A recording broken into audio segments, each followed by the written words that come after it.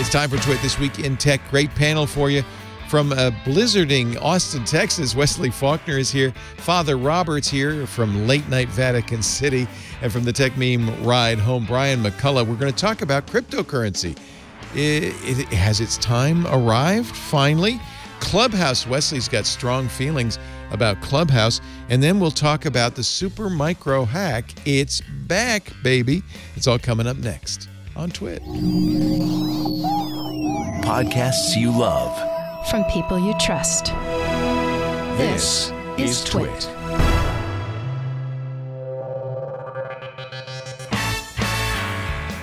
This is TWiT, This Week in Tech, episode 810, recorded Sunday, February 14th, 2021, in a room with Oprah. This Week in Tech is brought to you by Podium. Find out how Podium can help your business reach more customers. Get started free today at podium.com/twit. And by Casper. You deserve a fresh start this year. Reset your rest with supremely comfortable mattresses, bedding, and more from Casper. Go to casper.com/twit1 and use the code TWIT1 for $100 off select mattresses. And by Melissa. Like expired milk, 30% of your customers' data goes bad every year. That's money down the drain. Visit Melissa's developer portal for free access to data quality APIs, demos, and code samples. Freshen up your sour data today with 1,000 records cleaned for free at melissa.com/twit. And by ESET. ESET protects businesses worldwide with internet security products and services backed by world-class research and tech support. Get your free ESET business trial and an interactive demo at business.eset.com/twit and save 20% on ESET Protect bundles for a limited time.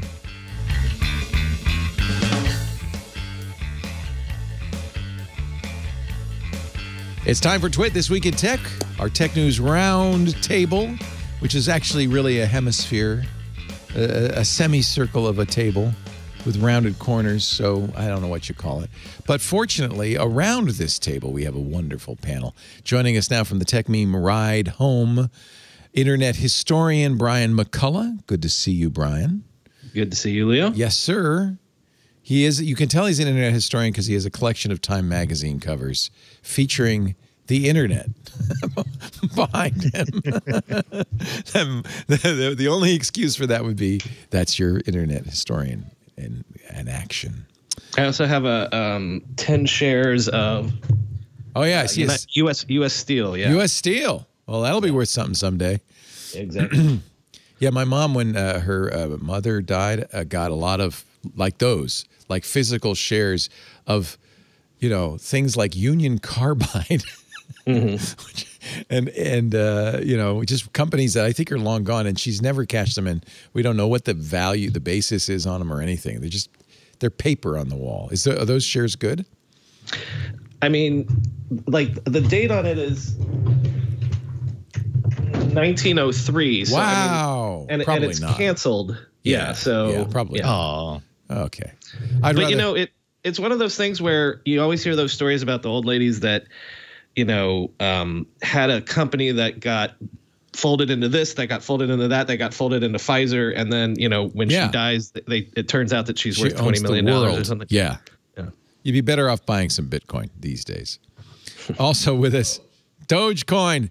Also with us, the master of Dogecoin. He got in at the bottom, got out at the bottom. Father Robert Ballecer, the digital Jesuit. I actually don't have any stock certificates from U.S. Steel or from Union Carbide. However, today I did find, after a lot of looking, one of my lost Dogecoin wallets that has about probably 150, 200,000 Doge on it. Oh, that's good. They're up to a nickel. It'll take up to a month. It will take up to a month to sync the wallet because that particular blockchain network is slow. Yeah. You know, every time I open my Bitcoin Core wallet and have to sync it, it's more than 100 gigabytes of data that you have to download. It takes a while. Crazy. That blockchain is crazy big. Oh, good. I'm glad you have a little left. How much did you say? So in this particular wallet, probably between 150 to 250,000. I haven't had a total I mined a total of 2 million. I know. But I traded some of that in to get some Bitcoin. So I'm not exactly sure how much I have left. There are like 4 outstanding wallets I have to find. That's awesome. At least you know the password to yours. Probably. Bitcoin is almost 50,000. Let me see what it is right now. It's going up all the time. And while I'm doing that, let's say hello. Yeah, $49,191 as we record. Let's say hello to Wesley Faulkner, who is a developer advocate for the Daily.co. Hi. Good to see you. I am always down for a bromance. Bromance. That's it. This is the bromance episode. Valentine's Day bromance. It's good to have you all. I don't know where to begin. This is sometimes the tech stories have a kind of coherent thread to them. Sometimes it's just a tossed salad. This is a tossed salad edition. So I don't know. I mean, any point I begin, it will veer wildly. I guess as we're talking about Bitcoin, we should mention, and maybe you can explain, that Elon Musk's Tesla bought $1.5 billion worth of Bitcoin. What? Why? And they say they're going to let you pay for your next Tesla in Bitcoin, which makes me want to find my wallet. Yeah. Well, I mean, they had to cash in on what happened to the market. The fact that they said that they were going to accept Bitcoin, it kicked up Bitcoin from running in the 36 to 47,000 range to the 46 to 47,000 range. Wow. So, I mean, it was a major kick up. So them buying all that Bitcoin already earned them quite a bit of money. But also the fact So wait a minute. Did they time it so they bought the Bitcoin then made the announcement? Well, I mean, I think they understood that once they started doing these block purchases of Bitcoin, the market was going to explode. It was an SEC filing, Leo. They had to announce that they did it. Yeah. Yeah, because they're a publicly held company. You can't spend $1.5 billion on anything. Right, because their cash on hand is, I can't remember what it was. Let's call it $10 million. So whatever, $10 billion. So whatever it was, that was a meaningful amount of their cash on hand. They had to report that. Yeah. He also, for reasons we don't fully understand, has been tweeting like crazy about your Dogecoin there. He has. That, I think, is just him being a troll. A good troll. It's a fantastic It's good for troll. you. But I mean, he did the same thing when the kids were going after GameStop. We're going after the hedge fund managers. So I think this is the malicious side of Elon coming out and saying, sure, with a tweet, I can create he just flexing. billions of dollars of value in a meme currency. Because that's what Dogecoin is, right? It was a joke. Oh yeah. Although is the math for it legit? I mean, it's a legit blockchain, right? It is actually it's a far more legit blockchain than some of the altcoins that are currently running. But when it was created because a bunch of people said, look, it's too hard to mine Bitcoin. This was 5 years ago, right? So 4 or 5 years ago, whatever it was. Yeah.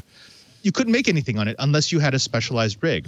So it was created for and by people like me who wanted to do something fun. We used it on TWiT to teach people how the blockchain worked. Yeah. And the difference was, whereas there was a super limited number of Bitcoin, there was an almost infinite number of Dogecoin that you could mine.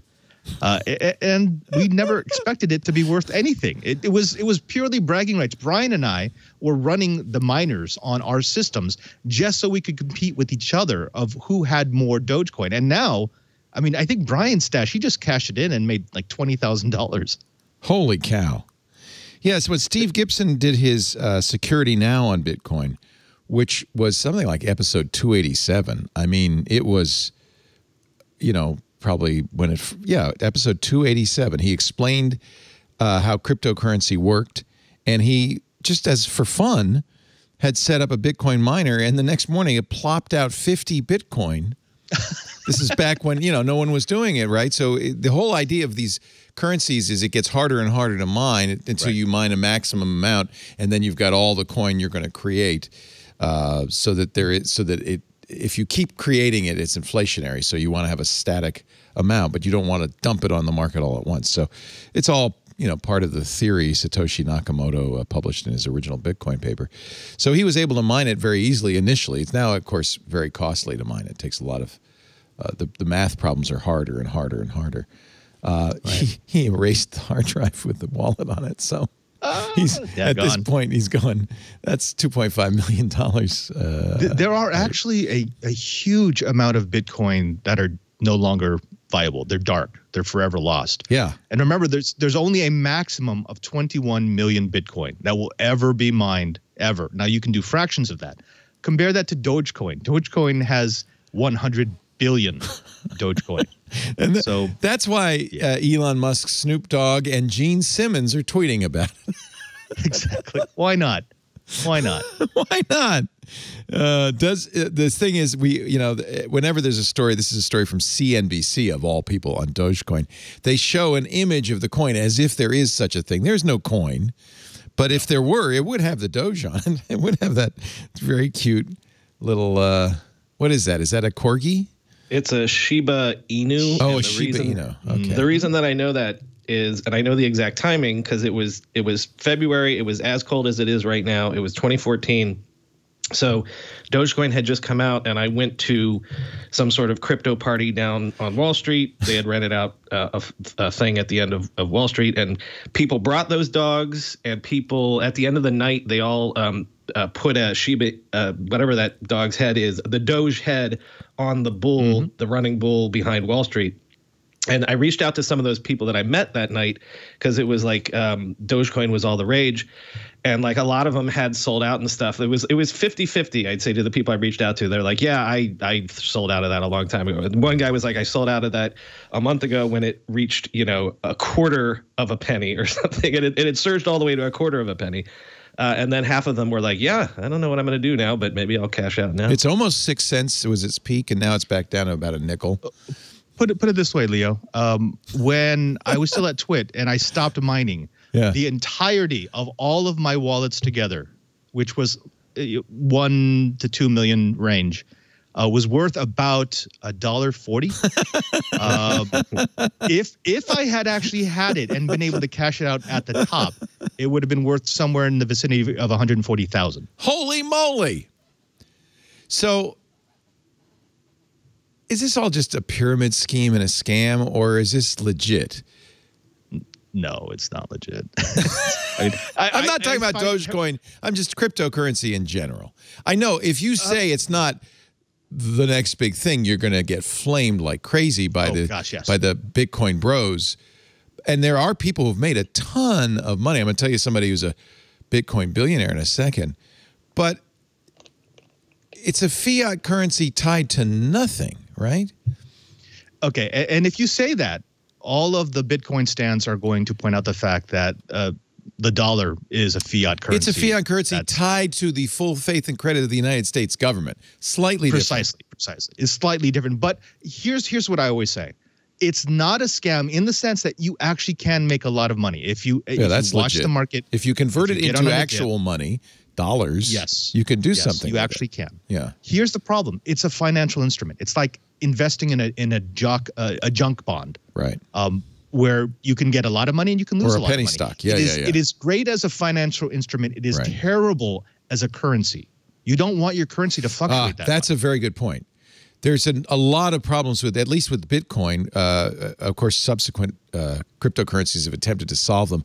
One is the speed of transactions as the blockchain gets bigger and bigger has really become slow. You could pay more to get the transaction to happen faster, to get the miners to process it faster. But that's problematic. And then the volatility of the actual value is very problematic, because if I buy a pizza for 50 Bitcoin and it turns out later that was worth $2.5 million, I'm going to be unhappy about that. So those are real issues with a currency. Not so much with, I see what you're saying, though, not so much with a financial instrument. That might well happen. If you had a share of that U.S. Steel stock on Brian's wall, that fluctuates. I actually had a very long discussion on Twig a couple of weeks ago, which we actually cut out of the shipping version because it really was fruitless, in which I made the point that a stock isn't so very different. And, people in their mind tie the value of a stock to the fundamentals of the company, but it isn't really tied to it. No. It's only tied to it because people say it's tied to it, right? You can't say, you can't, or maybe you can. Tell me, anybody who knows this, maybe Wesley, you know this, can I take those shares of if they weren't canceled of U.S. Steel and go to U.S. Steel and say, I want to cash this in?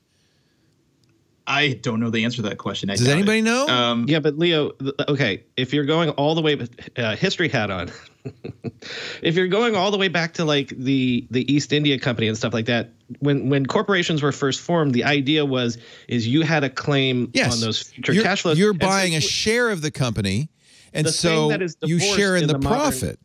The thing that's divorced in modern stocks is that most companies don't pay dividends. And even the best ones, your Verizons or whatever, pay like 3% or 3.5%. So you're not sharing in the success of the company, right? And a lot of historically tech stocks, it's changing a little bit now. But Google doesn't pay dividends. Apple for years didn't. Now they do. But like the British East India Company, you would get a dividend of 30% of whatever their net was every year.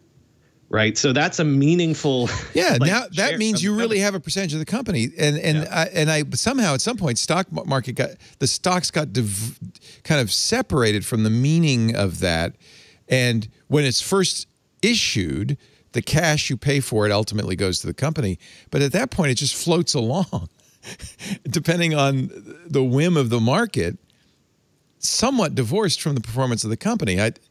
Right? I mean, there's nothing actually tying it to the performance of the company. There's dividends. That's about it. Anyway. Right. And even in that case, I mean, because there's common stock and there's preferred stock. And common stock is what we used to think stocks were, where you're buying a share of the company, therefore you have a voice. That's a common stock. Preferred stock is you can get paid a dividend, but you've got no vote. Yeah, look at Facebook. Doesn't matter how much stock they issue. Mark Zuckerberg will always have the lion's share and always have control of the company, period. They've been very smart that way. So anyway, that's the only point I'm making is a lot of what we do today in modern finance is fiat, is faith-based, is, I'm going to invest in this because I think it's going to go up. And so it's really silly to criticize Bitcoin for not being tied to anything when, frankly, a lot of stuff is not tied to anything either. I mean, but the truth is that the environment right now is like casinos are closed. A lot of gambling establishments are closed. The interest rate is really, really low. And it's not expected to increase anytime soon. People are looking for ways to shuffle their money in places to try to get the strong ups that they would get with other riskier investments like bets. And so it's not surprising that a lot of people are putting stuff in things that we wouldn't in other times do. Have you heard of Rally? And Rally's you're able to issue your own coin and say, hey, I want to thank people who love me, so I'm going to issue. I'd like to issue Rally some Wesley Leo coin. Yeah, Wesley coin. Wow. Have you heard of the hotness that is non-fungible tokens right now? And you can invest in, say, a digital video of an NBA highlight, and if it's the right one, they've been selling for $30,000 right now. Well, it's like remember the Crypto Kitties? Well, it's the same. It's the same people. Crypto Kitties started that, and then whoever is the company behind Crypto Kitties, they have a partnership with the NBA. Non-fungible tokens and art on the blockchain and things like collectibles on the blockchain is absolutely exploding right now. But specifically, whatever the company behind CryptoKitties is, they have a partnership with the NBA that stuff has been exploding a lot recently. And all they do is you can own a digital video of an NBA highlight replay. And then if it gets played, do you get money? No, you essentially own it. You're the only one that owns that representation of the video. Just like owning an imaginary cat. Well, owning a baseball card. Right. At least with a baseball card, you have a card. But no, you know what? There's a long history of this, isn't it? And yes, but no. Like here, for example, take XRP, Ripple. It's one of the cryptocurrencies. Yep. When one of my hobbies during the pandemic has been to invest in some cryptocurrencies. And I took some of the money that I got. Are you allowed to do that? As long as it stays inside the cryptocurrency account, it's not real money. As soon as it turned into lira or dollars or euro or whatever, then you'd have to tithe it. Do you tithe 100%? Exactly. Everything. I don't have anything. You're not allowed to own anything. It doesn't belong to me the moment it becomes real money. By the way, I would take it as tacit proof from the church that this stuff is worthless. It's literally worthless because priests can have as much as they want. Do whatever you want because it's worthless. So I started with 200 that I turned from Doge into something that I could actually invest. Currently sitting in this account is 11,531. So I keep going back and forth. No, so I go back and forth between cryptocurrency and then it's dollars, but it's not actually money yet. Are you doing arbitrage? No. It's all within a brokerage account, okay. a Bitcoin, a cryptocurrency brokerage account. But XRP, when I bought it, was running at about 10 cents. And then it got under a SEC investigation for running a unregistered security. Now, that should have killed it. That should have killed any stock, any actual financial transaction tool. Yeah. It is now running at 60 cents. I mean, it's the market. I mean, it doesn't matter where you invest right now. As long as you hold on to it long enough, right now you're going to make money. It's irrational exuberance. Yeah. And I would submit it is one of the many things really wrong with society today. There is something, but maybe I'm just, am I old-fashioned, Wesley, or does this feel to you like, I don't know, what does this seem like to you? You obviously are not playing in this domain. Actually, I just sold my Doge. Son of a when it got to 7.4 cents. You got 7.4 cents for your Dogecoin? Yeah, I actually sent a message to Father Robert saying, hey, I'm now in the game. So, yeah, I decided to sell. I bought it at, I think, 3.5 cents. And then so I more than doubled the money that I put in. Okay, I give up. All of you are crazy. Can you imagine what happens, Wesley, in 10 years, Dogecoin is at $50,000? Which sounds stupid, except I would have said the exact same thing when you told me that that Bitcoin was at $50,000. Yeah. Yeah. So that's that would mean that I think it would be like one of those countries where you have to bring like $70 million to buy a loaf of bread or something like that. Yeah. I think that hyperinflation. Like would skew the economy so far that it wouldn't even be recognizable. Alex Lindsay brought me back from Zimbabwe a few years ago, I think 5 million Zimbabwe dollars. Oh, that's nothing. Which was nothing. You couldn't buy it was less than a nickel. Did they release $1 trillion bill? I shouldn't laugh because there's very real suffering and pain associated with that. Yes, yeah. You know, if that happened in the United States, all my retirement, everything that I'm planning to live on for the last, few decades of my life would be zip. And that would be devastating. But in theory, Leo, that's the argument for Bitcoin specifically, is it being a store of value that is a hedge against inflation. And so the ultimate, as the Padre would probably tell you, the ultimate bull case for Bitcoin would be it replaces gold. If Bitcoin had a market cap equal to gold's market cap, then you'd have Bitcoin 1 million. Right. Yeah, but okay. This would probably behoove me at this point to say, if you do not take advice on any financial advice from this show ever. Don't do it. Ever. Absolutely. Ever. To me, and maybe I'm really, really, really old fashioned. I mean, I thought the gold standard was silly because the industrial value of gold is considerably below the dollar assigned to an ounce of gold, which is thousands of dollars. Yeah, but what I'm talking about it's not tied to anything. The really. Use of gold as a hedge against inflation. Yeah, but that's all imaginary, right? Right, but all of money is imaginary. Leo, let's come on. Let's go back to the dorm right now. No, it is all imaginary. I understand. It's all imaginary, and that I think that people don't really want to think about that because it would scare the hell out of them if they did. All right, more evidence that something's happening with Bitcoin. Jay Z and Jack Dorsey, which are two things you don't necessarily think of going together, have invested 500 Bitcoin, which is $25 million, to make it the currency of the internet. It's an endowment called B Trust, but the B is the Bitcoin B with little stuff. It's a blind, irrevocable trust. So neither Jay Z nor Jack Dorsey can say what happens to it. They're going to hire 3 board members, and the mission of this new $25 million fund is to make the Bitcoin the internet's currency.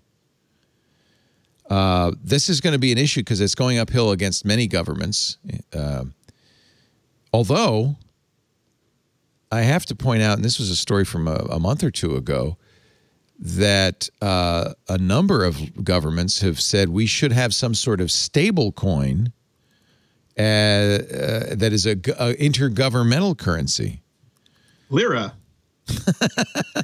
What? Tell me what is okay. What's a stable coin?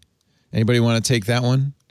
Okay, so you do not want your currency to be the volatile coin. The volatile coin is fun and sometimes very profitable if you are investing. But you do not want an announcement from a company like Tesla to suddenly drive the price of your currency up by 25%. Or down. That should never. The up's okay. It's the down I'm worried about, right? Precisely. And that's what so many of us are waiting for, because you buy on the dip and then you make profit. Well, we haven't really had a dip. We've been rising since November, and it's getting scarier and scarier and scarier. We broke 20,000, then 30,000, then 40,000. Now we're breaking 50,000. That's that. And in any other system, that is a clear sign of madness and a crash that's coming. But you need a stable coin where you can pull the money out of the volatile coin so it can sit. When you think it's overheated, when you think there's about to be a dip, you need a place to be able to pull the money out so that you don't ride the coin down. This is the Wild West right now. Yes? Yeah. Yes. And as is often the case with these kind of very volatile situations, some people can make a lot of money, but I worry about the others. That money doesn't come from nowhere. If I'm $1 billion richer, it's because somebody bought $1 billion worth of Bitcoin. Correct. Is it a zero-sum game? No, because the value can just go on forever, right? Not just that, the environmental impact of Bitcoin specifically is huge. That's a big story. It sucks so much power. And I said lira, but I meant Libra, which I like lira, though. I thought lira, the Italians aren't using it. Might as well use it, right? No, Libra coin. Yeah. But it's supposed to be like a stable coin by Facebook, and that was under scrutiny, and they pulled back. But it sounds like it might be their time to reemerge, because if everyone's getting into it, why can you now target Facebook? Last month, the Office of the Comptroller of Currency, which is an 18th century title if I ever heard one, issued a letter saying federally chartered banks could use stablecoin or any cryptocurrency with relatively stable prices for standard banking transactions like payment activities. And this is happening globally as well. National banks all over the world are doing this. So that's what I mean by we're in the Wild West, because on the one hand, it's being embraced. The SEC is trying to figure out what to do with this. There are Bitcoin bros out there making a lot of money, and very few people are facing the very real environmental impact. This is a study from the University of Cambridge where they're comparing the number of terawatt hours that are used to create Bitcoin. Bitcoin is created by solving hard math problems. And that means you have to have a very powerful computer eating a lot of energy, generating a lot of heat. It's actually not too bad. The total electricity consumption by Bitcoin is 20,000 terawatt hours, and that's only 0.56 of the total global consumption, although it puts Bitcoin kind of on a par with Norway. Norway, Finland, Ireland, Australia. Yeah. 121 terawatt hours per year. That's more than the Netherlands or the UAE, but just a little less than Norway and Argentina. It's right in the middle there. A stat I saw recently was that that one transaction on the blockchain, on the Bitcoin blockchain, is the equivalent energy use of 32,000, or maybe it was 320,000 on the Visa network. So to do 32,000 transactions versus one transaction is yikes. Right. Yikes. So it's not just mining. We're talking about transactional costs in power. Right. Visa, if you do a credit card transaction, it's going to cost about 0.01 kilowatt hours. You do something in the Ethereum blockchain, which is a bit more efficient and there's not as much running. It's about 37 kilowatt hours. Bitcoin is now breaking 200 kilowatt hours per transaction. So it's unsustainable. That's the other part of this, which is you can't have your currency use up more power than your industry. Right. That would be a bad thing. So this Cambridge study, though, kind of came up with some things that made me feel a little bit better anyway. For instance, the amount of electricity consumed by always-on but inactive home devices in a year could power Bitcoin for 1.8 years. So if you want to look at inefficiencies, turn off your freaking microwave computer and TV because they're vampiring power. The amount of electricity consumed by Bitcoin in 1 year could power all the tea kettles in the United Kingdom for 27 years. That's just silly. That's a lot of tea. That's a lot of tea. That's silly.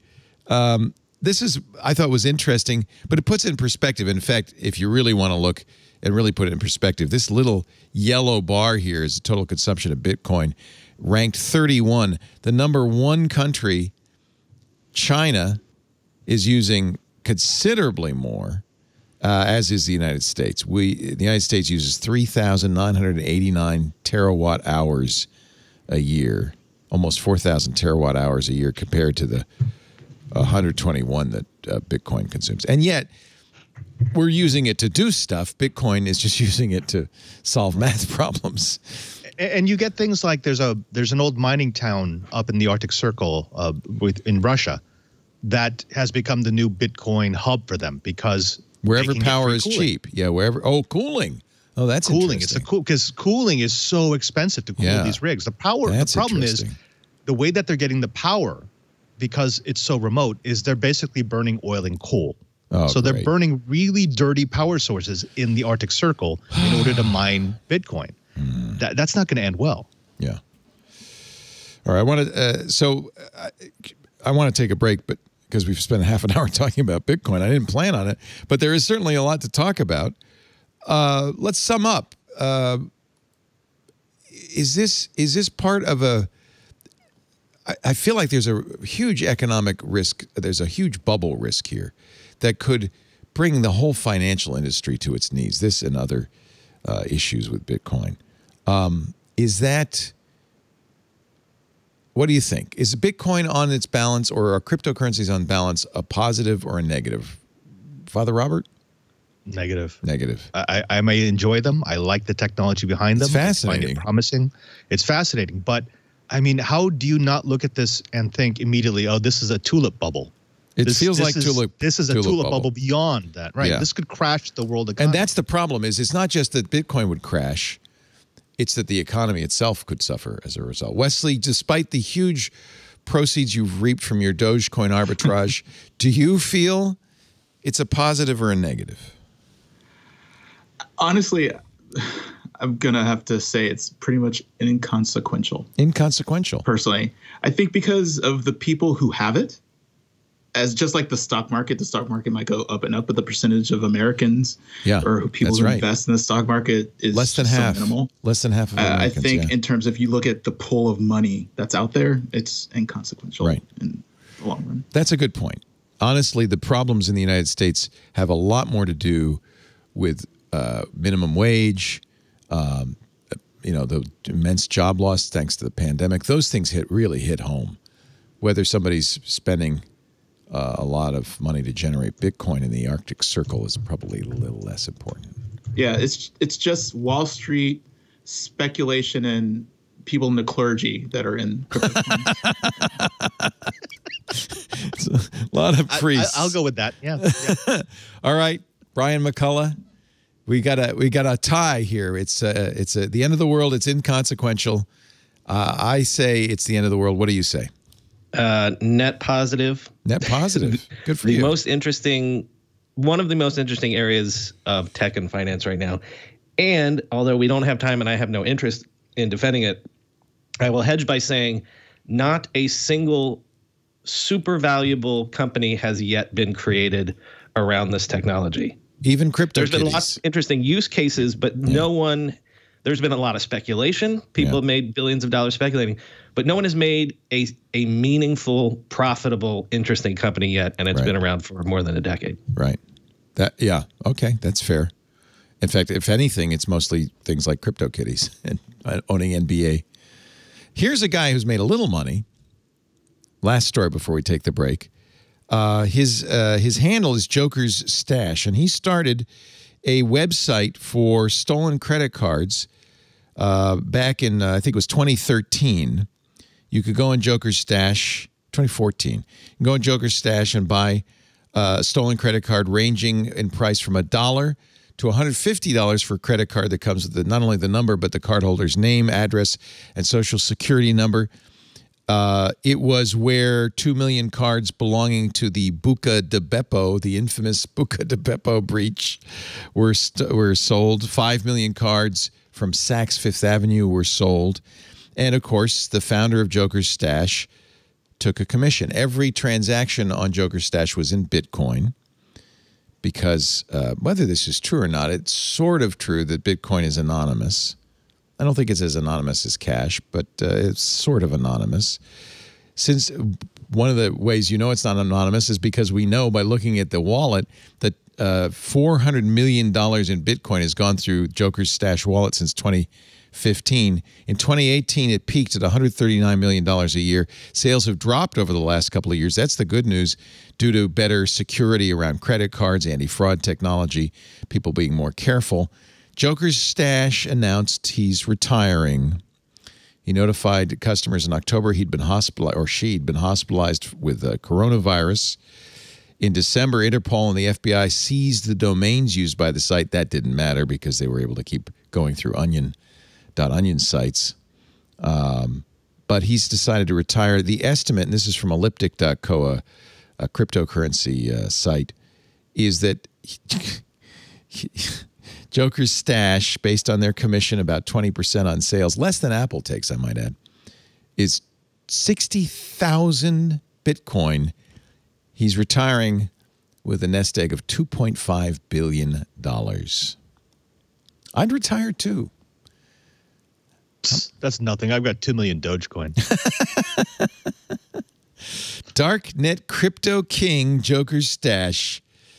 This is actually not I was going through other retirements from ransomware and so forth. A number last year of hackers or sites decided to call it a day. Ransomware as a service sites, a couple of them. Maybe, I don't know if because it's less lucrative or they've made so much money that it's time to take a break. Anyway, we will take a break. That is our Bitcoin segment for the day. Please, no emails. No emails. Our show today brought to you by and by the way, I should thank you again, all of you, for being here. Brian McCullough, Tech Meme Ride Home, the best daily news podcast on the tech industry. You can find it at techmeme.com, the Tech Meme Ride Home podcast. Great to have you. Wesley Faulkner, who is always one of our favorites, from Austin, Texas. How's the weather in Austin? Horrible. It is cold. I think. What's cold Monday, in Austin? I think the high is 2 on Monday. 2? Oh, Yes. That's pretty cold. I didn't think it got that cold. It's right now. It says it's 22 degrees. Yikes. I think I think it was like the 20s. The 1920s was the last time it's been this cold. Wow. It's historic. I was out there earlier. There's ice everywhere because it's just rain, hits the ground, freezes. It's an ice rink out there. And you guys are not prepared for this kind of. No, people are losing their minds. I am so sorry. I was talking to a weatherman from Lincoln, Nebraska this morning, and he said it got down to something like 30 below zero last night. So that's cold, but, it depends what you're used to. In Nebraska, they're kind of used to it. Father Robert Ballecer, how are the eggs this morning in the Vatican? We don't get eggs on a regular basis, only at night. Of course, breakfast for dinner. It's what the Vatican's famous for. We had pinza yesterday, which is kind of like flatbread pizza. Oh. It was okay, I guess. Yeah. They don't give you actual pizza there in Italy. No. You have to go out to get that. Napoli. Napoli has great pizza. I love. Anytime I'm in Napoli, that's all I love the pizza in southern Italy, but I had pizza in Napoli a couple of years ago. We had to do it. Lisa and I were there. I said we have to go have pizza. It's where it's famous. There you go. Yeah. It's great to have all three of you. Thank you for joining me this week on Valentine's Day. Our show today brought to you by Podium. Do you know Podium? I talked to them a couple of weeks ago about Podium. It is a way, nowadays, this is going to be hard to describe what they do, but I'm telling you, if you're a small business, if you're a local retailer, you really want to know about Podium. We have a little bagel shop. It's fantastic bagels down the road. They could use Podium to create messages to their customers, either through their website or through text messaging, that would allow them to do so much. Get reviews, chat with the customers, take Podium payments, video chat, the Podium inbox, and all of this is not coming from some faceless corporation. It's coming from your business.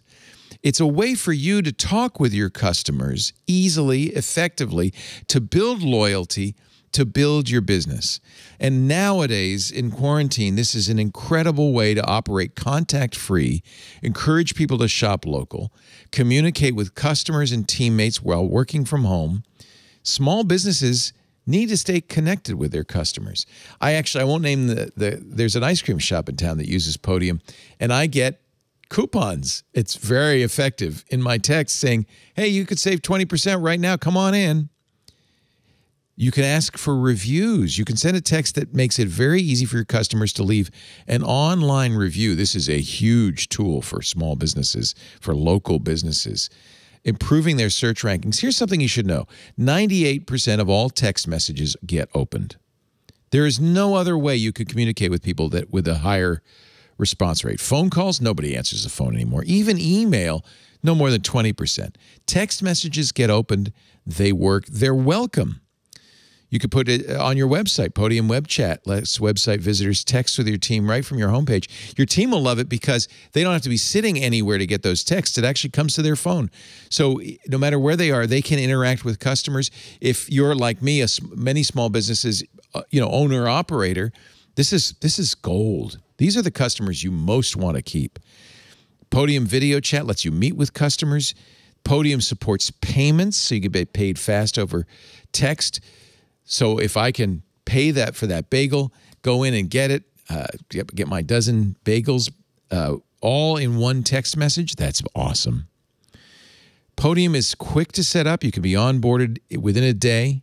They've got a great team in place. I was, like I said, talking to them, wonderful people. They can answer any questions, walk you through everything. Let me give you some examples from some local businesses that have benefited. The Bridal Collection. Lynn, who's the owner of the Bridal Collection, we don't have to take credit cards in the store anymore. We could do it completely remotely. They've processed over $200,000 in no-contact payments. Podium, she says, has been a godsend for us in this journey. America's Car Mart collected 21,000 leads through web chat. Before Podium, says TJ, who's in charge of digital experience at America's Car Mart, before Podium, we had a contact us form. It could be days before anybody got back to that customer.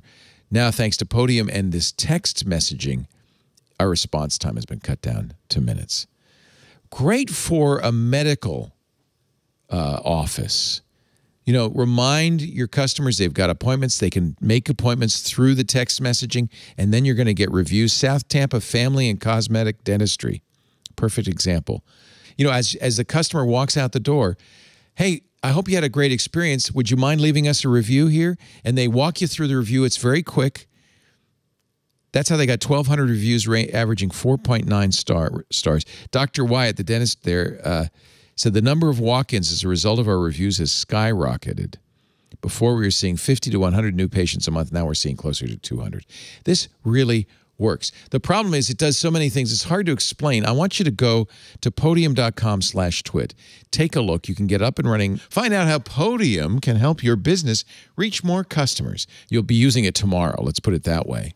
Get started free today at podium.com/twit. It's very affordable. and it will transform your business, especially now. Podium, podium.com/twit. Why not use the medium that gets the most response, gets opened the fastest, 98% open rate? Text messaging. Do it with Podium. Podium.com/twit. Thank you, Podium, for entrusting us with your message. We really appreciate it. And thank you, Twit listeners, for supporting the show by going to that website. Use that address, podium.com/twit. Did you see the information article? Facebook is going to make a smartwatch next year. There's this battle going on, and I don't know how serious it is, but I really do feel like there's a battle between Facebook and Apple. Facebook's taken out full-page ads in major newspapers saying they're smart. They're not saying Apple's trying to screw us with their app tracking technology, but they're saying Apple's trying to screw small business and us with ATT. And I think that this is almost like, remember the old days with Steve Jobs going after Google or Adobe? This is almost like that with Mark Zuckerberg saying, So Facebook, according to the information and 4 people with knowledge of the product, is planning to do a smartwatch. I'm not wearing a Facebook smartwatch. That sounds like a recipe for incredible spying. But they see this as a way to kind of, I think they want to end around, frankly. They want to end around Apple. It would use an open source version of Google's Android software, which makes it very easy for them to develop. I don't know if it would be as expensive as an Apple smartwatch or even as a Fitbit. I imagine Facebook would subsidize it. This continues to always be the same thing also with Amazon is we're all paying for the fact that they were never able to make a phone, right? Yeah. They're trying to find all the orthogonal ways to get that information. Well, to be a little, I don't know, whatever, towards them, to have security, to have a platform, it's platform and security that right they can't at this very moment. Yeah, they can't take that away from me. Exactly. Yeah, that makes sense. I see 2 parts here. The first part is Facebook wants something to leverage against Apple because they see the coming battle with Apple. Right now it's little shots across the bow, but eventually those 2 giants are going to go at each other because they both want the same thing. Apple really wants a view into customer habits that Facebook wants, and Facebook wants the screens that Apple has. So that's one side. I'm not too concerned about that. What I'm concerned about is the other part, which is in many parts of the world, maybe not the United States, but definitely in Asia, definitely in Africa and parts of Europe, Facebook is the internet. There's no internet that has Facebook. They get the internet through Facebook. That was their internet plan, wasn't it? India turned it down. They said, we don't need more colonialism. But you're saying that it's already launched in other places in Africa. Well, it's not the service. I mean, you might get your service, your connection to the internet from someplace else, but people think of the internet in terms of where is it on Facebook. Part of my job is to reach these people, and I have to be reminded constantly because I am so anti-Facebook. I hate using the platform. And then I have my advisors who come in and say, you don't understand. If it's not on Facebook. It is the platform. You're right. You won't get them. It is the internet. This is the internet.org by Facebook, which is terrifying to me. It's brilliant. I mean, if you're Facebook, there are lots of places in the world where you can't get the internet or it's so expensive you can't afford the internet that they basically offer free, and I'm going to put internet in air quotes here, because as you said, Robert, there's some stuff like Wikipedia, but really it's Facebook. It's a way to get Facebook onto these smartphones all over the world. I'm just kind of curious. I see they have their mission statement. The internet is essential to growing the knowledge we have and sharing it with others. And for many of us, it's a huge part of our everyday lives. Most of the world does not have access to the internet. Internet.org is a Facebook-led initiative with the goal of bringing internet access and the benefits of connectivity to the portion of the world that doesn't have them. See, that seems all well and good. India said no. because they said, you know, we have plenty of experience with colonialism. Thanks. We've shaken off the yoke of our British overlords. We're not about to accept Mark Zuckerberg as our new overlord. Interesting. This is the Wall Street Journal article, which I think is a little manufactured. Facebook meets Apple in a clash of the tech titans. We need to inflict pain. It's got a picture of Tim Cook with a smoking, pointing finger emoji, shooting at Mark Zuckerberg with a smoking like emoji or thumbs up emoji, or maybe that's the poke emoji. I don't know. They quote first of all, I don't think it's Mark Zuckerberg versus Tim Cook. That makes for good copy in a newspaper, but I don't think it's that personal.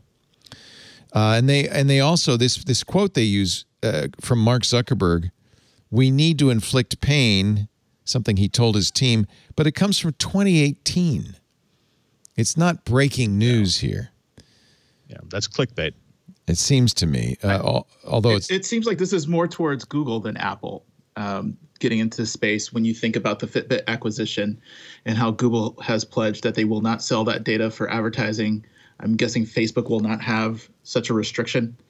So being able to tap into people's health information for advertising is something that's extremely advantageous for them, because you won't get that with Apple. You won't get that with Google. So Facebook can fill in the gap for people, advertisers looking to put money around health. And you're absolutely right. The competition for Facebook is not Apple.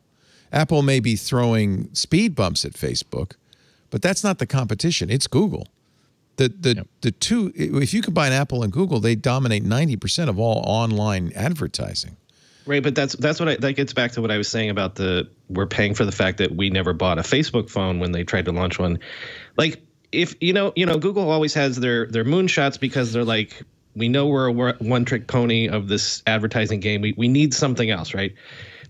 If you think about Facebook's thing, remember Steve Jobs famously said he doesn't like working through orifices, which he meant the telecom companies. Like, Facebook has had to go through two orifices this entire time, which is Apple and Google. And so when you see Facebook investing $2 billion to buy Oculus because VR, or Control Labs, I think they spent $1 billion on that, and that's a brain computer interface thing. Zuckerberg wants he's tired of going through these orifices. He wants his own platform. Now, you could say Facebook is a platform, except for the fact that he has to go through Apple. He has to go through iOS and Android to get to you, right? So that's always what they're thinking. His moonshot is like, I need whatever the next computing platform is, I need to own that. Yeah. That's why he owns, as you said, the Quest, the Oculus Quest. You have to have a Facebook. This is one of the reasons I don't own an Oculus Quest, because you have to have a Facebook account to use it. So everything you do on that device is immediately piped into Facebook. It's interesting because I think people are becoming more aware of this, and this is probably where Facebook's really worried about Apple. Once Apple started showing the privacy information about WhatsApp, we know millions of people left WhatsApp and went to Signal and Telegram. I mean, a huge number. How many times I've had to explain here to priests and bishops and cardinals why they should care about that. It always comes down to, well, but everyone I know is on WhatsApp. Right. And even when we've sat down and have great conversations about, well, this is what it means, these are the privacy concerns. It's not just about you, it's about the people you're connected to. You're potentially becoming a security risk for them. Even then, they say, okay, well, I'll download Signal, but I'm still going to use WhatsApp. Yeah, because it is so that's sticky. where everybody I want to talk to is. You know what Facebook has done?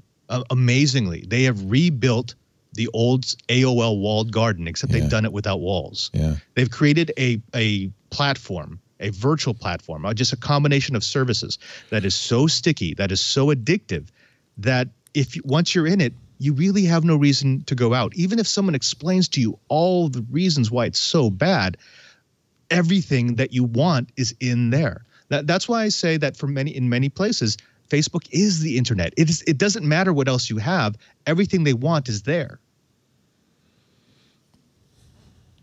Wesley, do you use Facebook? Absolutely. Yes. Do you use Do you use WhatsApp? No, not It's so less much. used in the U.S. because we historically just didn't adopt it the way. Do you use Facebook Messenger? Yes. Yeah. It's just because I'm not concerned as much about the security reasons of not using it because I'm careful as I can be. And so there's also a little bit of safety in numbers. So if there's a compromise, there will be a big stink, and hopefully it will be cleared up pretty quickly. But a lot of my friends and family who aren't as tech savvy are still on the platforms, and it's almost a universal like connector. If I need to talk to someone, I might not have their new number. They may not be on Twitter, but you know you can reach them on there. Facebook. Yeah, I know I can go there to send them a message, it's just really efficient. If there was a way to decouple, kind of like a Windows phone, all of that into its own Rolodex, I wish that was a thing that we could make portable. But right now, there's no good alternatives to unify all the people that I know from various networks. And I really don't want to lose touch with all those people. What would you say, Wesley, to Congress, the FTC, the federal government that's looking at ways to kind of rein in the big tech companies, and Facebook in particular is a big, long indictment of Facebook.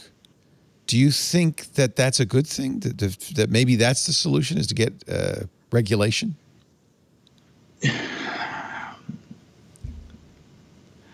I've been thinking about this, and I think on balance, no. Because social networks, like I mentioned, if there was a data breach, if people find out that there's enough public pressure to get people to change and to make movements to make those changes. And if, for instance, if there is a large company that is being regulated by the government and they're being handcuffed, then a smaller company will step into that place who doesn't have those same restrictions until they get big. And then they fall into those regulations, and then they get capped at a certain amount of people, and then another one, it'll just be a wave where we all have to keep switching over to different networks in order to find the one where everyone has migrated to. I think the best thing that the government can do, and this is an extremely unpopular opinion, but to allow some sort of public option for some of these tech solutions. I agree 100%, but I have a suggestion, an impossible solution. It's coming from Jack Dorsey. He's looking at ways to create a decentralized Twitter. And they call it Bluesky. They've been doing hiring around this. There was an article in The Verge this week. Twitter's Jack Dorsey wants to build an app store for social media algorithms. Now, I'm reading a little bit into what Dorsey has said and what the plans are. But what if, and this also comes from other people who have suggested what you need to do, what Facebook needs to do is open their APIs. But what if instead of a monolithic silo of information called Twitter, called YouTube, called Facebook, these were federated networks where there were many Facebooks, and you could it wouldn't hurt your ability to talk to your family members or your friends because they would be connected through the federation. They could be in Facebook South or Facebook West or Facebook East or whatever you call it, Facebook Green, Facebook Blue. That's their Facebook with people, with maybe communities of interest. But you can federate so that you can communicate across these barriers, and in effect eliminating the walls that divide these. The question, of course, is, well, why would Facebook, Twitter, or Google do this? Because they make their money by being the unique one and only place to go. In fact, Twitter has continually moved towards pushing people away from third-party apps towards websites. But I'm hopeful that maybe Dorsey sees this as a way forward, especially given the threat of regulation from the government. he says we could make money selling our unique algorithm. So there's a pool of information owned by a lot of people on a lot of sites. What he wants to do is build an app store that is, and maybe other people have apps in there too, that says, here's Wesley's app for following the most interesting stories on the giant universe of Twitter information. This is where I'm going to gloat a little bit. The last time I was on TWiT, you suggested this. This was I called it the Tom Hanks algorithm or whatever nice guy algorithm that you wanted. This is my idea. And this is not the first time that I've made a prediction on TWiT and it's come true. I talked about when the iPad came out, how that is going to be I got to keep track of this platform for the next the ARM-based Macs, and it came true. I'm just saying that. So you like this idea? This is a winning idea. You invented it. Absolutely. Yeah. Yes. Can I play devil's advocate? Okay. All right. So obviously, I love that idea. I love the idea of a federation. I love the idea of companies doing something that's good for society. But unfortunately, it's nearly impossible to legislate telling a company you can make less money. You can't do less. it. No, and that's why I'm encouraged that Twitter is saying we want to do it. But what's interesting is they're saying it, I think, in response to the heat they've gotten with Section 230 reform and big tech investigations. I don't think they would go willingly, but I'm going to quote from the Verge article. Dorsey sees decentralization as a way to, quote, address some of the problems around Section 230. Twitter's been working on this for a year. This is their actually, I agree. You can't force, or you probably could force, but maybe it wouldn't be ideal to force a company to do something that's against their, financial interest. But if he thinks he can find a way to monetize,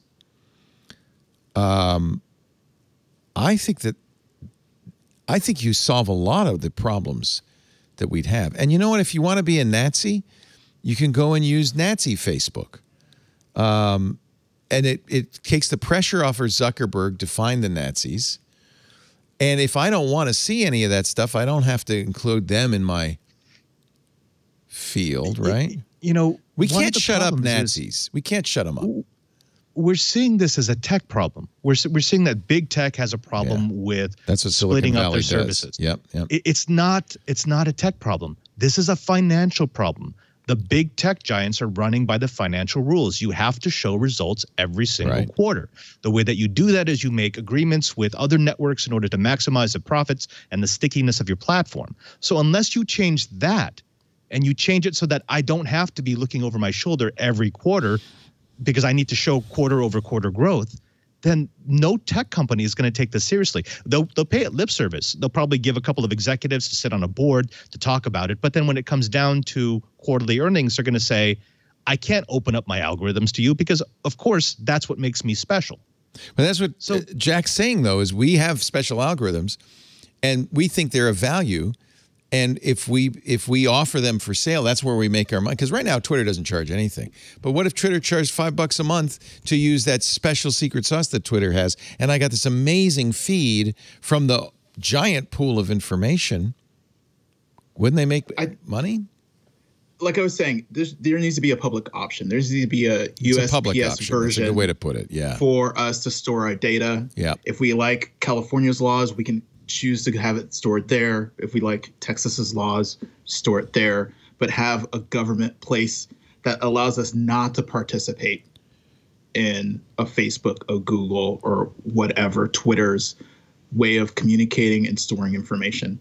If we want to say, just make sure that, hey, this will not be used and it's under the protection of the U.S. government, and we can pay them to store this, to do that as a public service, especially if we're talking about like e-records for health records. If we want to have that stored in a place that we don't want ever to have a question that it might be either compromised or used in a way that we didn't predict, we need some sort of controls. Like we need if government wants to regulate something, regulate that new entity that they create, saying we will regulate this and this is what we'll guarantee. Sad to say, will never happen. People don't trust government anymore. So it might be at this point Mark Zuckerberg is more trusted than the U.S. Congress. I'm not saying be the only option. I'm saying just provide one option. Yeah. People can still do whatever they want. Tech can still do whatever they want. Right. But if someone doesn't want to participate, there are no other options. This might be a good business for the post office to get into. Brian, do you think that Jack Dorsey is sincere in this, this thing he's floating, this blue sky, federated Twitter? And it's funny, Leo, you have pushed me tonight to be the one that stood up for crypto and Bitcoin, which I don't necessarily. Sorry. And now I'm going to be the one that says this is 100% cynical. Because the irony is a lot of especially the social networking companies, but a lot of these big tech companies have made their billions and trillions of dollars by throwing fencing around the open web. Yep. And essentially what Jack is arguing, and Zuckerberg is arguing, Zuckerberg said to Congress, please regulate us. We don't want to make these decisions. If you hadn't created these walled gardens around the free and open internet, you wouldn't have these Section 230 problems. So essentially what they're trying to craft is a cover your ass way out of this, where, as a perfect example, is podcasting.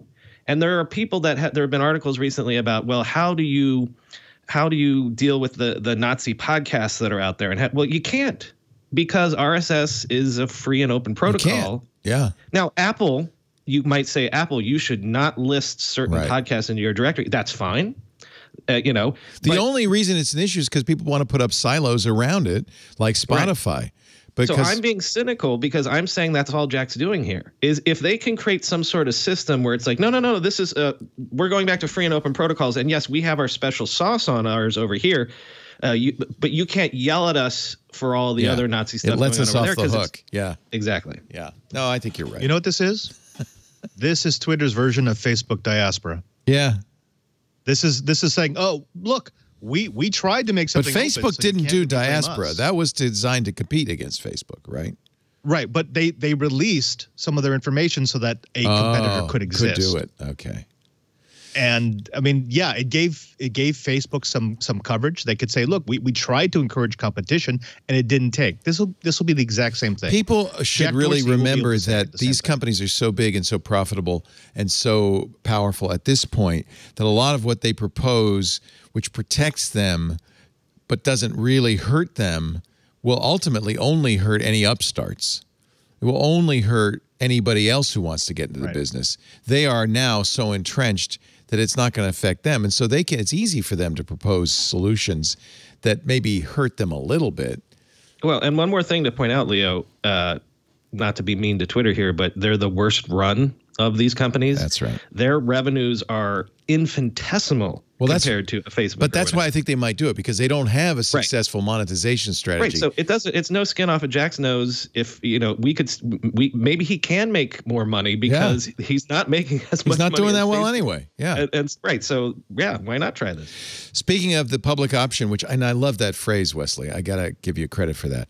That Tim Berners-Lee, the inventor of the World Wide Web, has actually proposed such a thing. It's not exactly a public option, but the idea that people should control their own data. He's got a startup called Inrupt, INRUPT. And the idea is to create a data silo that you control, you own, that's yours, that you then have. And, maybe it is the U.S. Postal Service that runs the U.S. version of this. Actually, Tim's concept is called Solid. A technology for organizing data, applications, and identities on the web, and that's the key. This is so blue sky, and it's so hard for people to understand, but basically you create your own data pod, and then you have apps that can access data from your data pod, but have to get permission, and then it can be shared with others, but only with your permission. You control which apps access your data. And yeah, maybe the postal service. Maybe I'll have, instead of a postal box, I'll have a postal pod. But there's no guarantee this will be around forever. No. If this is somehow not financially viable, it'll die. And we see that with the other postal carriers like UPS and FedEx in rural, where it doesn't seem like it makes financial sense to have service there. Yeah, we need some sort of backing by a government entity that can guarantee that everyone has access to this. I agree. Let's take a little break. Wesley Faulkner's here. Father Robert Ballecer. Brian McCullough. It's good to have all three of you. Our show today brought to you by My Mattress. As a happy Casper customer, in fact, I just bought a Casper for my daughter. Celebrate her new apartment. Got her the whole kit. I got her the frame, the box spring, they call it a foundation, the mattress, I got the sheets, I got the pillows. She's all set. It was less than $1,000 to set her up completely. She says, and I quote, "This is the best mattress I've ever had, Dad. Thank you." Casper is fantastic. Here I am with my Casper. This is my new Casper King size mattress. Look at that surprisingly compact box. This is another reason that I think it's a great choice for people starting out. It's easy to get upstairs. It's easy to move yourself. Best part is you get 100 nights to try it. And if at any point in your first 100 nights you're not exactly happy, you're not thrilled with your Casper mattress, they'll come and they'll refund every penny. They'll come and get it. You don't have to fit it back into that box. But let me tell you, they can do that because they're the best mattresses ever. Casper has cool, supportive mattresses, beautiful, super soft bedding. This is the year you should sleep better, rest harder, sleep smarter with Casper. There's only Casper mattresses are made with 86 supportive gel pods to align your spine, to eliminate aches and pains. It's the supportive comfort you need to wake up refreshed, ready to go all year long. Look, even Sammy the cat loves our Casper. She sleeps on it every night. Get the Wave Hybrid. That's perfect for people who have aches and pains and want a mattress with maximum support. But as with all Casper mattresses, it sleeps cool, and we know that's really important for a good night's sleep. For the most plush mattress, check out the Nova Hybrid for a plush feel that doesn't sacrifice support, or the most popular original mattress. That's what I gave Abby, the one for sleepers who want both support and cooling. And I must say, I will not go to bed without my original Casper pillow. King size. I love it. Made with a unique pillow and pillow design that's soft on the outside, supportive on the inside for all night comfort. Casper makes everything you need to refresh your whole bedroom this year, from their super soft percale sheets to their all-season down duvets to their cozy, calming, weighted blanket. As sleep is so important, it really is, to your state of mind, to your well-being, your health. Don't sell yourself short. The good news is Casper's affordable. And as always, free shipping and free returns, no contact delivery. Make 2021 comfortable. Reset your rest by going to casper.com/twit1. That's our special URL, casper.com/twit1. Then use the offer code TWIT1. You'll get $100 off select mattresses. Code TWIT1, TWIT and the number 1, for $100 off select mattresses. Terms and conditions apply. See casper.com for more details. I love my Casper. You will love your Casper. Everybody in my family loves their Casper. I think Father Robert needs a Casper in his little cell there in Vatican City. Casper, yes. I can only imagine. Hay does not make the best mattresses. That's all I'm just saying. Casper, CASPER.com/twit1. You're not a monk in a cell. You get to have a nice mattress. Casper.com/twit1. And don't forget the offer code TWIT1 to save $100.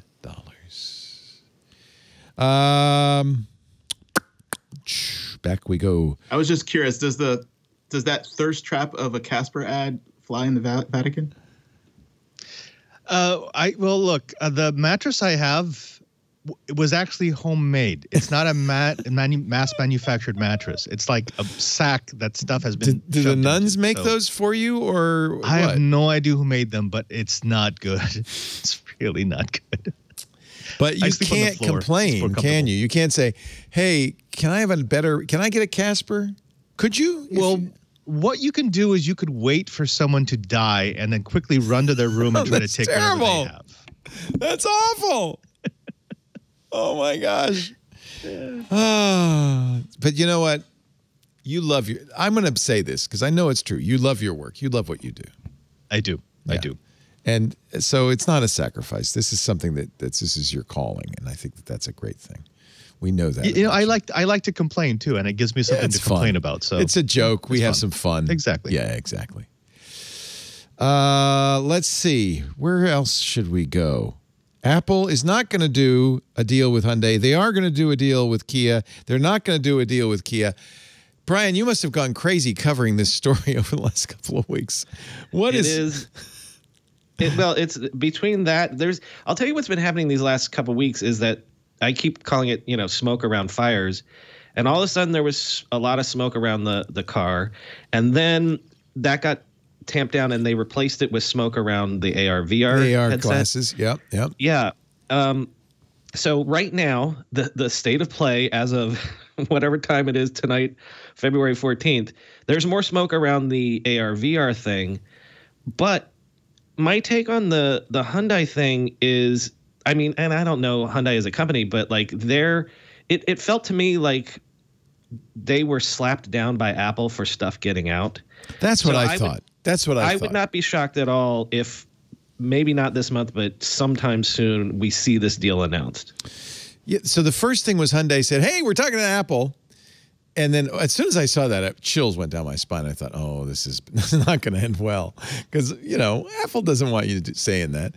And true enough, 3 hours later, they said, forget we said that. Apple's, I'm sure, talking with everybody. We don't, And then a week or two later, Kia, which is a Hyundai subsidiary, and by the way, Hyundai has a very good EV platform. They've just announced some really nice design that would be very nice for an Apple car. But Kia, which has a factory in Georgia, which is, if Apple's doing a car, whoever they work with has to have the ability to make 100,000 cars a year. That's the goal. Let me give you 3 arguments in favor of this possibly going through.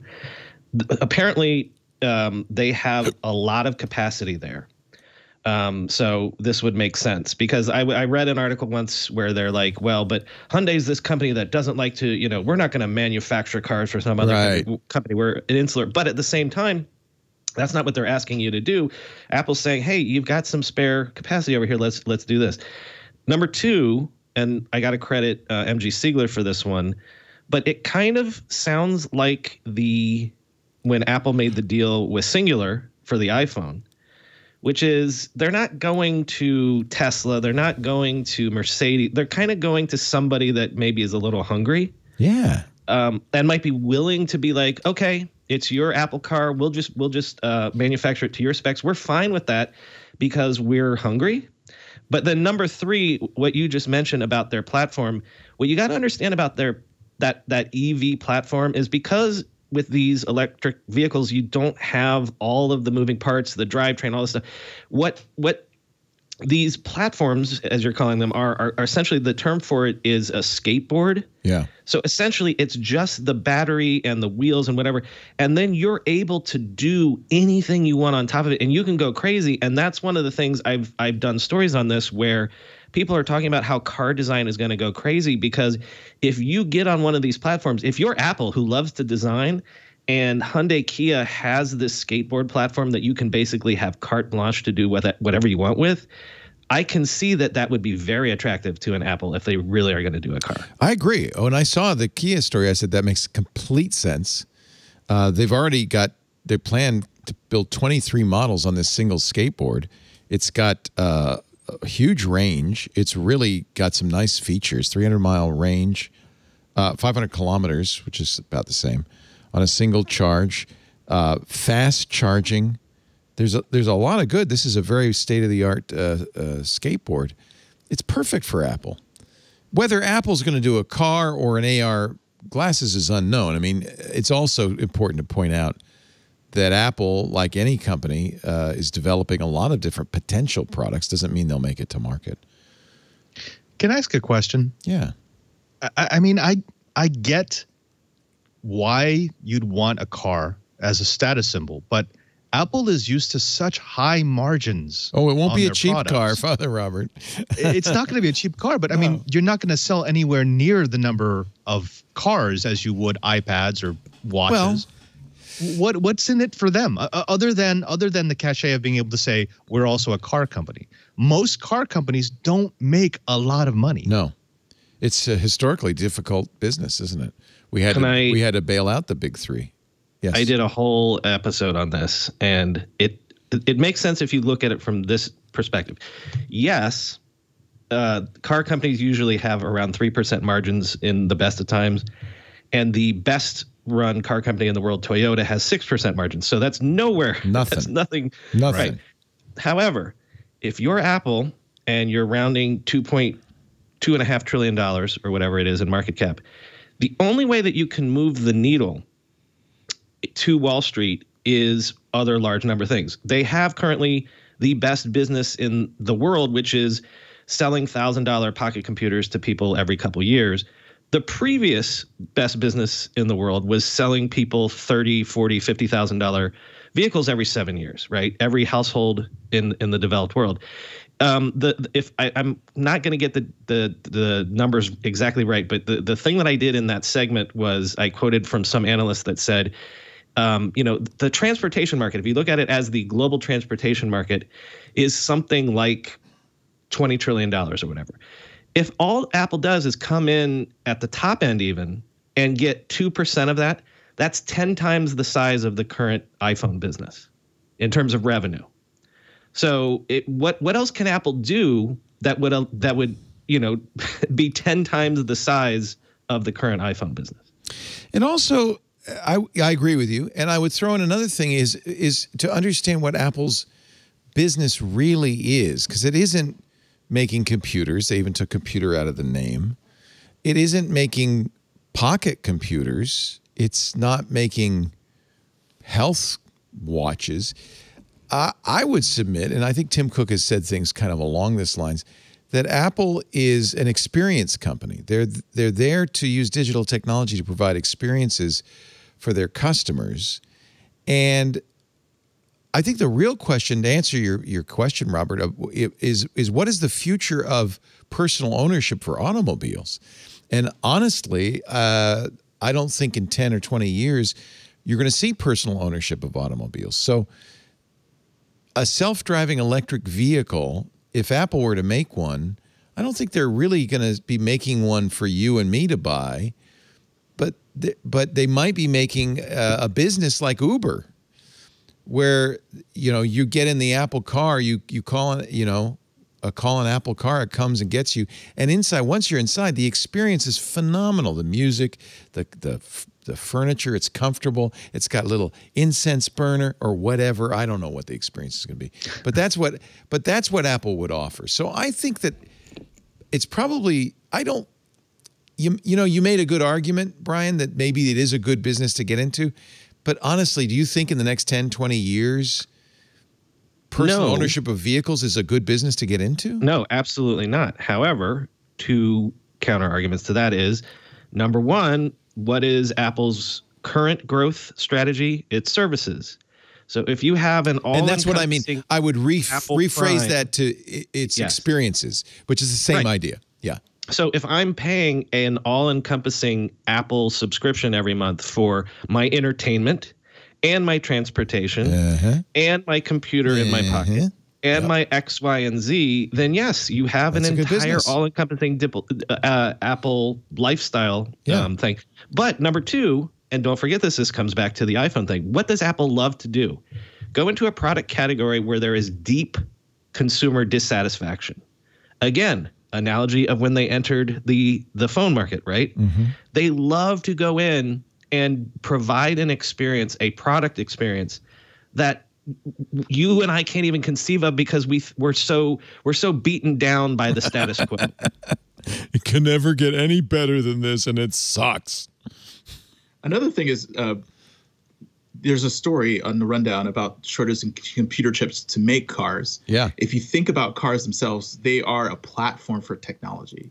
You talk about the conversations about that's 5G. Interesting. We're talking about cars are using 5G for navigation. We're talking about computer vision. We're talking about all these technology cutting edge things that are going to be going into cars. So cars are rolling computers.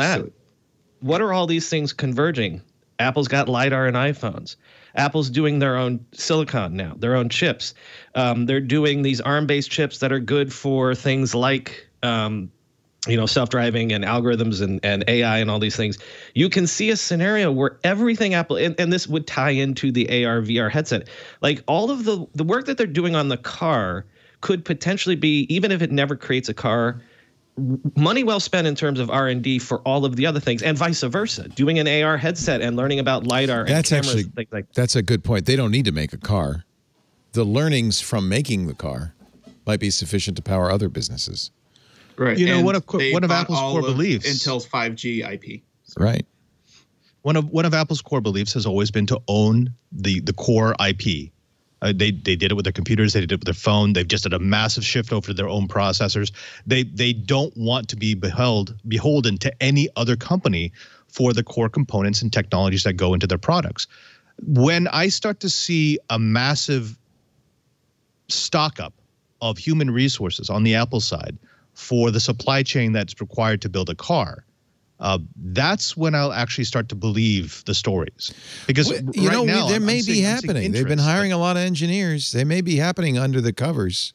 We may not. I mean, know. engineers are one thing. No, but the telltale for Apple are the people who do procurement. Right. Because that's what's made their Supply margins chain. so incredible. Well, that's why Kia could be very interesting. Isn't that a big part of it? Wouldn't that be a big supply chain deal? They would be the Foxconn for this.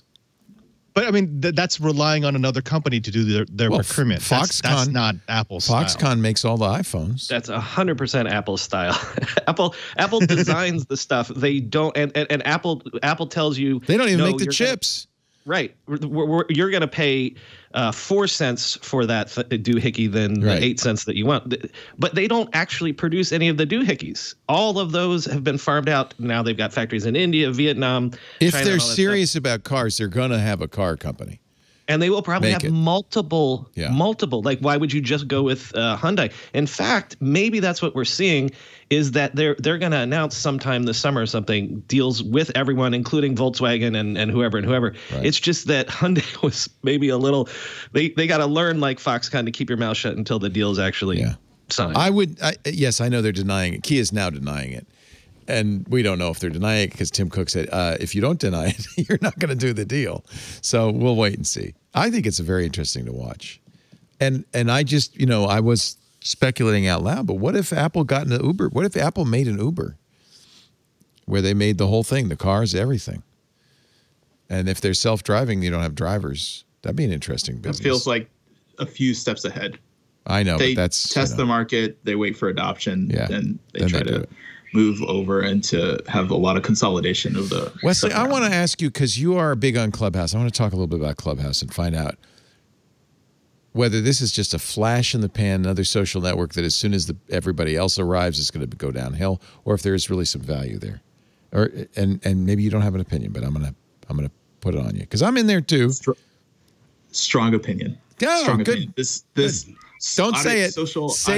Save it. That's a tease. After the break. He has a strong opinion. What could it be? We'll find out. But first, we've got a little mini movie we want to play for you, representing the events of the past week here on TWiT. Worcester man swallows AirPod while sleeping and does not realize it. That headline is just so beautifully straightforward, especially the does not realize it part. The battery was probably going to die in a week anyway. Previously on TWiT. All about Android. Xiaomi is flexing its latest concept. It's got an 88-degree quad curved waterfall display. Ooh. It's got no physical buttons or ports. This is bananas. TLC taught me that it is important that you don't go chasing waterfalls. True. This week in Enterprise Tech. It may sound like a plot of a new movie. Someone broke into the computer system of a water treatment plant and tried to poison drinking water for Florida town. Rookie league mistake, right? There's probably reasons why they needed TeamViewer, but there are ways to do what they did in a secure fashion. Security Now. Following on the heels of this Chrome news, Windows Defender thinks Chrome is malware. Well, it kind of is.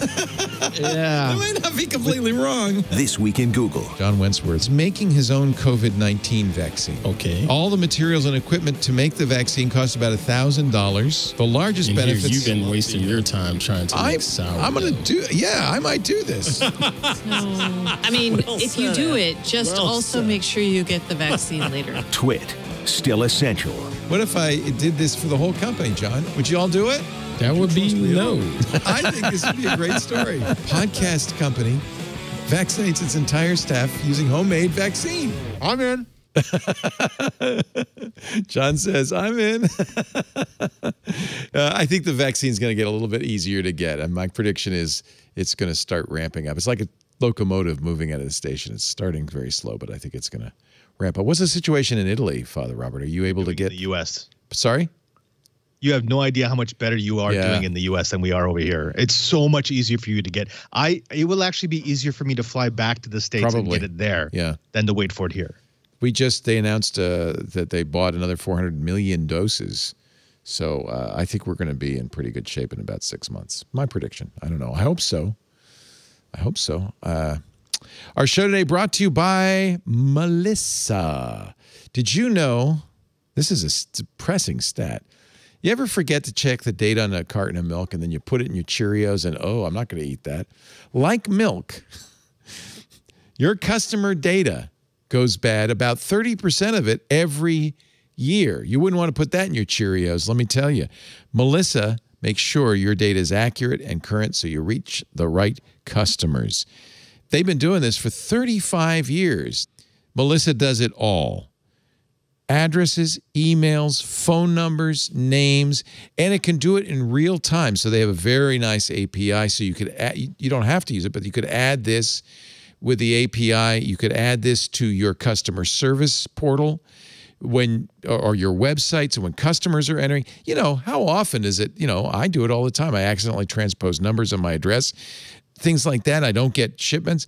You want to correct all that stuff. And if you've ever been on a website where it gets corrected automatically, you're probably looking at Melissa. Melissa's global address verification service verifies addresses for 240 plus countries and territories right at the point of entry. So you only get valid billing and shipping addresses in your systems.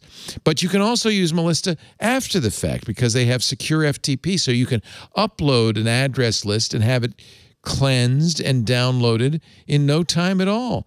They've got all sorts of ways, on-prem, in the cloud, software as a service. This is absolutely what you need to make sure you're reaching the right customers. You can even add customer demographic information to your records, public information like property and mortgage data, marital status, even social media handles. Really create a rich record of your customers so that, you can serve them better. And don't worry, your data is always secure with Melissa. They constantly undergo independent security audits because they're absolutely committed to your data's security, privacy, and compliance requirements. They have the utmost dedication to your security. They implement strong controls and safeguards. They're SOC 2 compliant, HIPAA, GDPR compliant, so you never have to worry about that. That's why over 10,000 businesses trust Melissa, the address experts. They're also doing a nice thing. During COVID-19, they're supporting qualifying essential workers and communities with free service for 6 months. You can apply online, see if your organization qualifies. There's no reason to put up with sour customer contact data when Melissa can clean it up on the way in. While you're storing it on the way out, they can do it all. Try Melissa's APIs in the developer portal right now. Very easy. You can log on, sign up, and start playing in the API sandbox any time of the day or night, 24/7. And they'll even clean 1,000 records for free. Send them your most spoiled data. See what they can do with it. Melissa.com/twit. MELISSA.com/twit. There's the login. Welcome, Twit Army, to the developer portal. I think you're going to be impressed. Melissa.com/twit. We thank Melissa so much for their support of This Week in Tech. We thank you for supporting This Week in Tech by using that address so they know you saw it here. Melissa.com/twit. So last week we were talking about Clubhouse. During the show, I said, there's it's really interesting, a lot of Chinese nationals on Clubhouse. There are a lot of expats on Clubhouse talking about the Chinese government. I said, it's just going to be a matter of time before China shuts them down. During the show, they shut them down. I don't want to take any responsibility for this. I'm sure that they were planning to do it anyway. We've also learned that there may be some issues with Clubhouse pinging China when you use Clubhouse. Clubhouse stepped up when that happened and said immediately, we are doing everything we can to prevent any of our information getting to Chinese authorities. So don't worry about that. whatever company they use for their tech or whatever. I should look it up, but I know that the stock ticker is Agora. API. Which one? It's Agora, yeah. Agora, right. And that's gone up like 100% over the last 2 weeks. But they're a Chinese company, right? Yeah, so that's, but I mean, well, that'll be interesting to watch. Clubhouse is well-funded. They're an Andreessen Horowitz company. And, of course, they've been used by Andreessen Horowitz to promote other Andreessen Horowitz investments, including Elon Musk has appeared there. Mark Zuckerberg has appeared there. Wesley Faulkner has appeared there. I've even appeared there. I got an invite a few weeks ago from iJustine. I think it's very cool, but Wesley, I figure as soon as it's not invite only, it's just going to go right downhill. What do you think? I think the whole space is blowing up. There was an announcement just last week, a company called Quilt, which is a self-care focused audio social network. They got $3.5 million. Is it for audio? Is it like yes, like Clubhouse? Just like Clubhouse. Just a Clubhouse offshoot. Facebook is supposedly building their version of Clubhouse. Twitter has Spaces that they're developing. Twitter Spaces is coming out any day now, right? Yeah, it's hot. I wouldn't be surprised if there's a LinkedIn Clubhouse equivalent by the type of people that are on the network. There's a lot of LinkedIners. People who are trying to yeah. Is this the new stories? Like everybody's going to have these. What? That's so weird because it's audio, which it seems to. So what is the appeal, Wesley? Explain to me. Here's the appeal. If you are a loud talker, if you take up a lot of space in a room. Why are you looking at me when you say that? Why do you look at me? Why? As you interrupt me. I'm joking. If you are able to stand out by showcasing your work, it's almost if you think about the TikTok stars or the people who are really good at their craft, there's a medium to showcase that. And I think there's not an equivalent for audio. For video, you can do video effects. Audio, you're able to be a public speaker to the public. You can get a wider audience. Video's hard. To compete against a Marquez Brownlee on YouTube, you've got to spend a lot of time and energy and be really talented to do it. Whereas a Clubhouse, you just talk. You talk and you are able to react and you're able to get questions from the audience. You're able to exercise power about who's a moderator. It's very powerful. It's one of those things like, I'm a developer advocate for Daily. Our API is used for WebRTC, which has the component of video and audio. We've been seeing a huge influx of people trying to build their own audio social network on our platform. Interesting. So we have to scramble to create these blog posts. I think we're coming out with one next week that details how to do that. But I feel that that's probably going across the board. People with like I mentioned Quilt before, there's a huge space, just like what we're talking about, where people were shoveling money into Bitcoin because they need to shovel money into a big bet that they think is going to explode. Audio is a big bet. It's going to blow up, not necessarily because people are clamoring for it. It's because people are trying to make it happen. So I hate this. It may not be big because people want it, but it's going to be big because investors want it. I hate this. I've been doing audio for 45 years. Leo, I don't want anybody else to get in this business. Don't. Well, go ahead. But this is the good point, is that audio is hard too. Yeah. Doing a good podcast is hard too. Being interesting to listen to is hard. This is not me humble bragging, but I've been on there since June, and I've gone through a period with it, right? Where back in June, there were 2,000 people on there and we all knew each other. And so it was cool and fun and interesting. And then I forgot about it.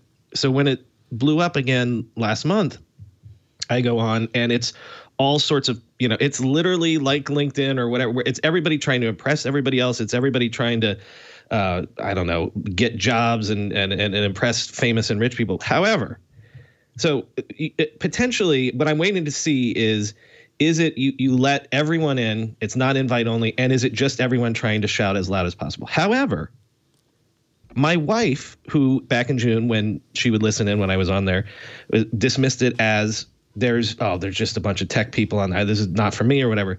She's an architect, and now she leaves it on. There are multiple architect rooms every single day. Yeah. And she leaves it on in the background like it's talk radio, that it's just sort of, and then maybe she pipes in if she, is so moved or whatever. But I don't know. Like, it's either going to be the thing, like my experience where, oh my God, it's kind of gross and I don't want to do this anymore. Or it's going to be like my wife's, where it's like, I just find my niche and I'm happy. They're going to have to solve the discovery issue so that it's easy to find the stuff that you're interested in. Because when you just go and explore, you see a lot of bro stuff and how to make $1 million in Bitcoin and stuff. The truth is they don't have to fix anything. Like I mentioned, it's already okay. There's competitors that are fixing these problems. Right. There are people who are coming out with niche communities just for one thing. Right. There are ones that for protected people or people who get online harassment. There are going to be so many different ways that people are going to approach this problem. Unfortunately, I think this is the time where you're first to market doesn't mean you're going to be the market dominator leader. They're just going to expose all the problems that people are going to fix when they come out with their own competitor. So the issue, it's not about Clubhouse at all. It's about the medium. Yes, that's what you like about it. Yes, one thing off. Like I unfortunately, my coworker and I had a conversation. I'm not an iOS user. I do not use Apple devices. Well, this is iOS only right now. I have an iPad. Yeah. So I put it on my iPad, and I am surprised that no one's complaining about the privacy that is required to run Clubhouse. You want to send out an invite, you have to grant it access to your contacts. People are starting to complain, yes, or at least ask questions about that. Yeah, you want to subscribe to an event that's coming up, it needs access to your calendar. Oh, that's not good. And Vanilla Ice was on it last week, and I was like, but now Clubhouse has Vanilla Ice's phone number because someone had to send him an invite. Right. And now when he signed up for Clubhouse, he sent it to a friend of his. Then they now have every famous person Vanilla Ice is connected to. Elon Musk and so on might have better security, but someone who's not necessarily tech savvy, like I saw Gil King's on there, all of these people that are probably in their Rolodexes now uploaded. Use a burner. To Clubhouse. Use a burner number. Yeah, I tried that. So like I said, I'm signed up with my Google Voice number. And when I try to send an invite to someone who was the only person in my contacts because I have no one on my iPad, it said, hey, this is not a valid number to send something out on. So it needed a real number in order to send out invites. I see a lot of celebrities. Adrian Grenier is on there right now. I see a lot of celebrities on here. That's not at all unusual. I've been in a room with Oprah. That was back in the summer again. But there's one of the part of the appeal is just you're just like in a room with Oprah, and they're just having a conversation. Is pretty amazing. I have also learned now. I think that the opportunity is also great for giving people a voice who don't normally have a voice. I've listened to a lot of interesting Clubhouse conversations about China from expats and so forth, and I think learned a lot about the kind of the mistaken idea I had about, for instance, the Chinese Communist government versus the Chinese people, things like that. It's really great to hear the actual voices of actual people. Speaking of famous people, Mark Zuckerberg also was on Clubhouse. Yeah. And this goes back to my previous point that this will be copied. Someone will do it better. Yeah. And maybe it's Mark. just going to die. Yeah. Yeah. So it's not Clubhouse, but you're saying that this medium has some staying power. What do you have to solve, Wesley, in your opinion, to make this work? If Twitter's listening or Mark's listening, what should they do to make a perfect Clubhouse? The moderation works well. Is that there's no signaling. You don't know once you join in. There's no signaling if there is someone that you want to talk to. Oh, okay. There's no signaling who you should trust and who you should support. Yeah. There's a lot of schemes and sign up for my free course. Yep. And I'll teach you to be a millionaire rooms on Clubhouse. The people who have speak with authority, are able to amass a following, Right. and the person with authority in terms of the way they speak may not be really true in terms of them being a really reputable person to follow. So that's life. It's a lot of people, because it is a velvet rope network. People are assuming that people have trust and reliability that they have not earned. So they need to work on that signaling of each individual person and what they stand for. If they can solve for that, of who you can trust or who you are aligned with, that it will be better. I wonder, I think we're thinking about this, if it wouldn't make more sense to say, for instance, use Discord. You use Discord now, Father Robert, quite extensively. I do. And just create a community within Discord. You have a community for your Minecraft server, for instance.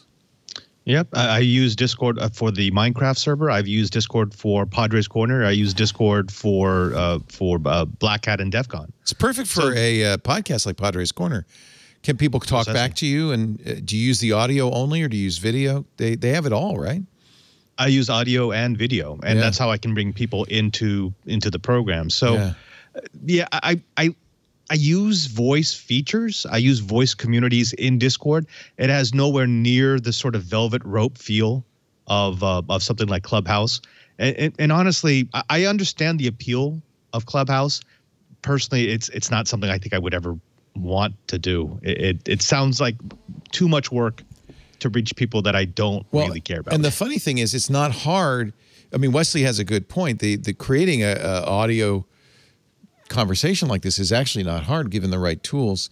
And it seems like the solution to your problem, Wesley, would be for individual creators to create their own clubhouses. It's easy enough to do. A Discord is a perfect example. It costs nothing to create your own clubhouse. I would not be surprised if there would be a Clubhouse as a service where you say, I would like to create my own Clubhouse. Yeah. And then now you have a closed door audio network that you can invite people to, or by the way, just like people do to this Discord server.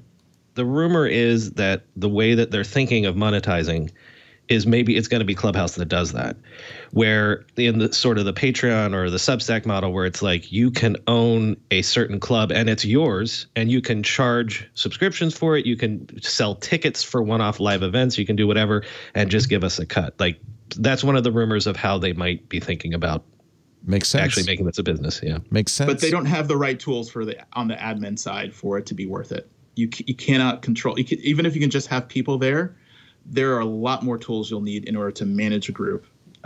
If you've ever run a community on Slack, you can understand all those bolt-ons that were done just to make that go. The same with any niche communities that might have different needs. It makes sense to either build your own or use a turnkey solution that allow you to do that, rather than use Clubhouse, which is limited. Right now they're iOS. If you use, I mentioned WebRTC, but if you use something like that, you would be able to on mobile, desktop, and be able to reach more people, rather than their limited release cycle. There's a lot of things that they need to fix in terms of max room size, and there's a whole bunch of things that if they were going to do that, they would have a lot of pressure on the admin side to make sure the controls are there to be able to control that community. It feels like Discord might have all those tools. Do you think, Robert? They do, but adminning a Discord room is a nightmare. Because it's so granular, because they give you such control over every little permission. It's difficult to get everyone where you want them to be. It's legendary when we're trying to do something like a DEF CON, to get the right people into the right rooms with the right permissions to be able to do what they're supposed to do. But yeah, you could do it. You absolutely could do it. You just would need to have some very decent admins. I need to talk to you because I think I really want to do something with Discord. I feel like a TWiT Clubhouse would be kind of cool, given the personalities and the minds we have on our shows. It's text, it's audio, it's video. Yeah. It's kind of what we do. What Mark Cuban is doing, apparently. Sorry, Dan Benjamin. Mark's decided to call his podcast app Fireside, which is unfortunately what Dan Benjamin causes his podcast system. Hosts can talk to fans live and monetize their conversations. Wonder where you got that idea, Mark Cuban. So at least there's Facebook, Twitter, Mark Cuban. there are a lot of people basically coming right at Clubhouse over the next few months. It will be interesting. Let me take one more break because I want to bring up a story that I think is going to be interesting. About, was it more than a year ago, Bloomberg published a story about a Supermicro hack, a rice-sized chip that they claim China was installing on Supermicro motherboards to spy on the U.S. military and others. Bloomberg has doubled down on the story. It's not gone. It's back, baby. We'll talk about that in just a little bit with Brian McCullough, the Tech Meme Ride Home, and internet historian. Good to have you. Wesley Faulkner, developer advocate at daily.co, at a WebRTC platform to enable companies to stream audio and video, right? Yeah, it's we give you the components, so you can do like your own kind Clubhouse. of like a chat where, like Clubhouse, or you can do a web conferencing. You could make it a feature in your application, like if you wanted to make a Skype competitor or a Zoom competitor or a WebEx competitor, you can do that too. Or you can, when you're in Slack and you can say, oh, let's move this over to a conversation, you can embed that feature into your applications. Nice. So we kind of let you use any part of the web RPC, but put it behind an API. So we manage all of the network traffic to make sure that if you want to optimize for video or audio, quality, size, mobile, we allow you to do all that. Very cool. If people messaged you at Wesley83 on Twitter, would you be able to help them get that going? Absolutely, yes. And okay. You can reach me there. You could reach me via email if you Wesley@daily.co. You can email me directly if that's your preferred method. My job is to help people and to talk to you. Nice. So if you want to talk to me, I am 100% available. Everybody should want to talk to Wesley. I think it was Stacey Higginbotham who introduced me to you. She was an Austinite, fellow Austinite at South by. And I thank you, Stacey. It's really always a pleasure to have you on. 2 E's in Wesley, Wesley, at daily.co. And, of course, everybody's favorite Jesuit, Father Robert. I don't know why I laugh at that, but okay. Father Robert Ballecer. I shouldn't laugh at that. But John McLaughlin used to be my favorite Jesuit. Now you are. So you're in good company. Oh, that's really good company. My father went to Jesuit schools. He went to Fordham and a Jesuit high school in New York City. So you guys are, he used to call them God's Marines. Kind of. That's why I'm here. You get told where to go and you go. Do you go hoorah or anything like that? Do you have a little Jesuit yell? Yes, it goes along the lines of, okay. Oy vey. It's always a pleasure, Father Robert. Great sense of humor. We love to razz him. Actually, I have a question for you. Who was Saint Valentine, and why do we celebrate? Is this his Saint's Day? Is this his official Saint's Day, February 14th?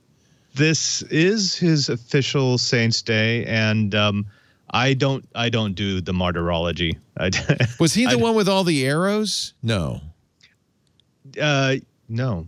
Yes? No. I don't know. He was beheaded. Honestly. Sorry, yeah. He was beheaded. Never mind. We've got the calendar up on the wall, and it's interesting because the stories of the martyrs are some of the most gruesome depictions of death you've ever heard. I know. They are grim. So I just kind of passed by that part on the bulletin board. St. Valentine's Day, or officially St. Valentine of Rome, because there are a dozen Valentine saints. That's because the Latin word Valentinus means worthy, strong, or powerful. So it's very popular. Back there in the 2nd to 8th centuries, lots of martyrs named Valentinus. Let's see, which Valentine? The Saint Valentine of Rome. He was a temple priest who was beheaded by the Emperor Claudius for helping Christian couples wed. Yeah, that's about right. They're in the romantic, connection. Well, I mean, there are very few things that are more romantic than getting beheaded. Especially for the cause of getting people married. There you go. Yeah. All right. There was a Pope Valentine. Yes. Little known about him. He was not beheaded. No, he only served 40 days back in 827. But he did look like a little baby angel and shot arrows made out of chocolate. So there you go. Valentine is the patron saint of beekeepers and epilepsy, among other things. And I'm told that if you go to the Basilica of Santa Maria, you can see his right around the corner. His flower-adorned skull is right there. Yes, you can. Yes, you can. And actually, right now there are 3 skulls in my house. So okay. Anybody we would know? No. One is the proto-martyr of Vietnam, a martyr, and we have his skull in a display case. There's a room that has the relics. It's a special room that's been locked up. That's right. It's a relic. But it is strange to know that there are just random body parts. Well, you'll find other bits of St. Valentine's skeleton in the Czech Republic, Ireland, Scotland, England, and France. Yeah, we really like to part them out. It was like the early cloud. We made sure that there was a piece everywhere. Just a little bit. A little bit distributed sainthood. Our show today, anyway, we just wanted to get that little historical note in the record for this St. Valentine of Rome Day. Our show today brought to you by ESET. You know, Russell Tammany, who is our official IT guy, what do they call Russell? He's a managed service provider, an MSP. So he doesn't work for us. He's a contractor. He works for wineries and other companies around the Bay Area. But we are so lucky to have him. Russell is kind of the heart and soul of our operation. And every time I see him when he stops by, I say, Russell, are we safe? It's kind of like that scene with Sir Laurence Olivier in The Dental Drill. Are we safe? And he says, yes, we're safe. But are you sure, Russell? He says, Leo, we are safe. We don't have to worry. And I found out the other day why he says that, because we use ESET. We've been using ESET for years, ESET, enterprise-grade security. That's easy to manage. Russell likes it because he can manage it from the cloud. And we like it because it has such a light system footprint. ESET's always been famous for using few resources, not a lot of memory. They've just introduced something I'm sure Russell will want, the endpoint security management platform. They call it ESET Protect. One of the main features, the new ESET Protect Cloud, which offers easy cloud-based management for businesses of all sizes. There's no restriction on seat size, so it doesn't matter if you grow or shrink. It's all the same. ESET Protect also takes security to a whole new level with a bunch of new bundled products featuring enhanced protection against ransomware. Are we safe? Yes, we're safe. Zero-day threats, full disk data encryption capabilities for Mac OS and Windows. And right now, you can save 20% on these new bundles. You're not only getting the best-in-class cloud-managed protection against advanced attacks, the same kind we use here at TWiT, you're enjoying a significant discount, 20% off. ESET Protect Advanced is fantastic for a small business like us, for MSPs like Russell. It has all the security you need. Russell loves the fact that he can be, at a winery, 50 miles away and check in on us to see how things are doing with his cloud-based management console. You get endpoint protection. That's really important now because all of our employees are working from home. You get cloud sandboxing. This is one of the things ESET pioneered that's brilliant.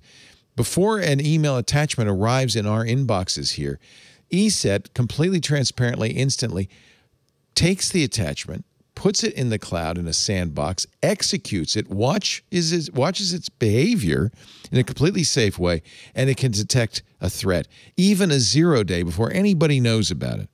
ESET Protect Advanced. It's really great. If you want to go on-prem, ESET will do that too. ESET Protect can be run on-prem.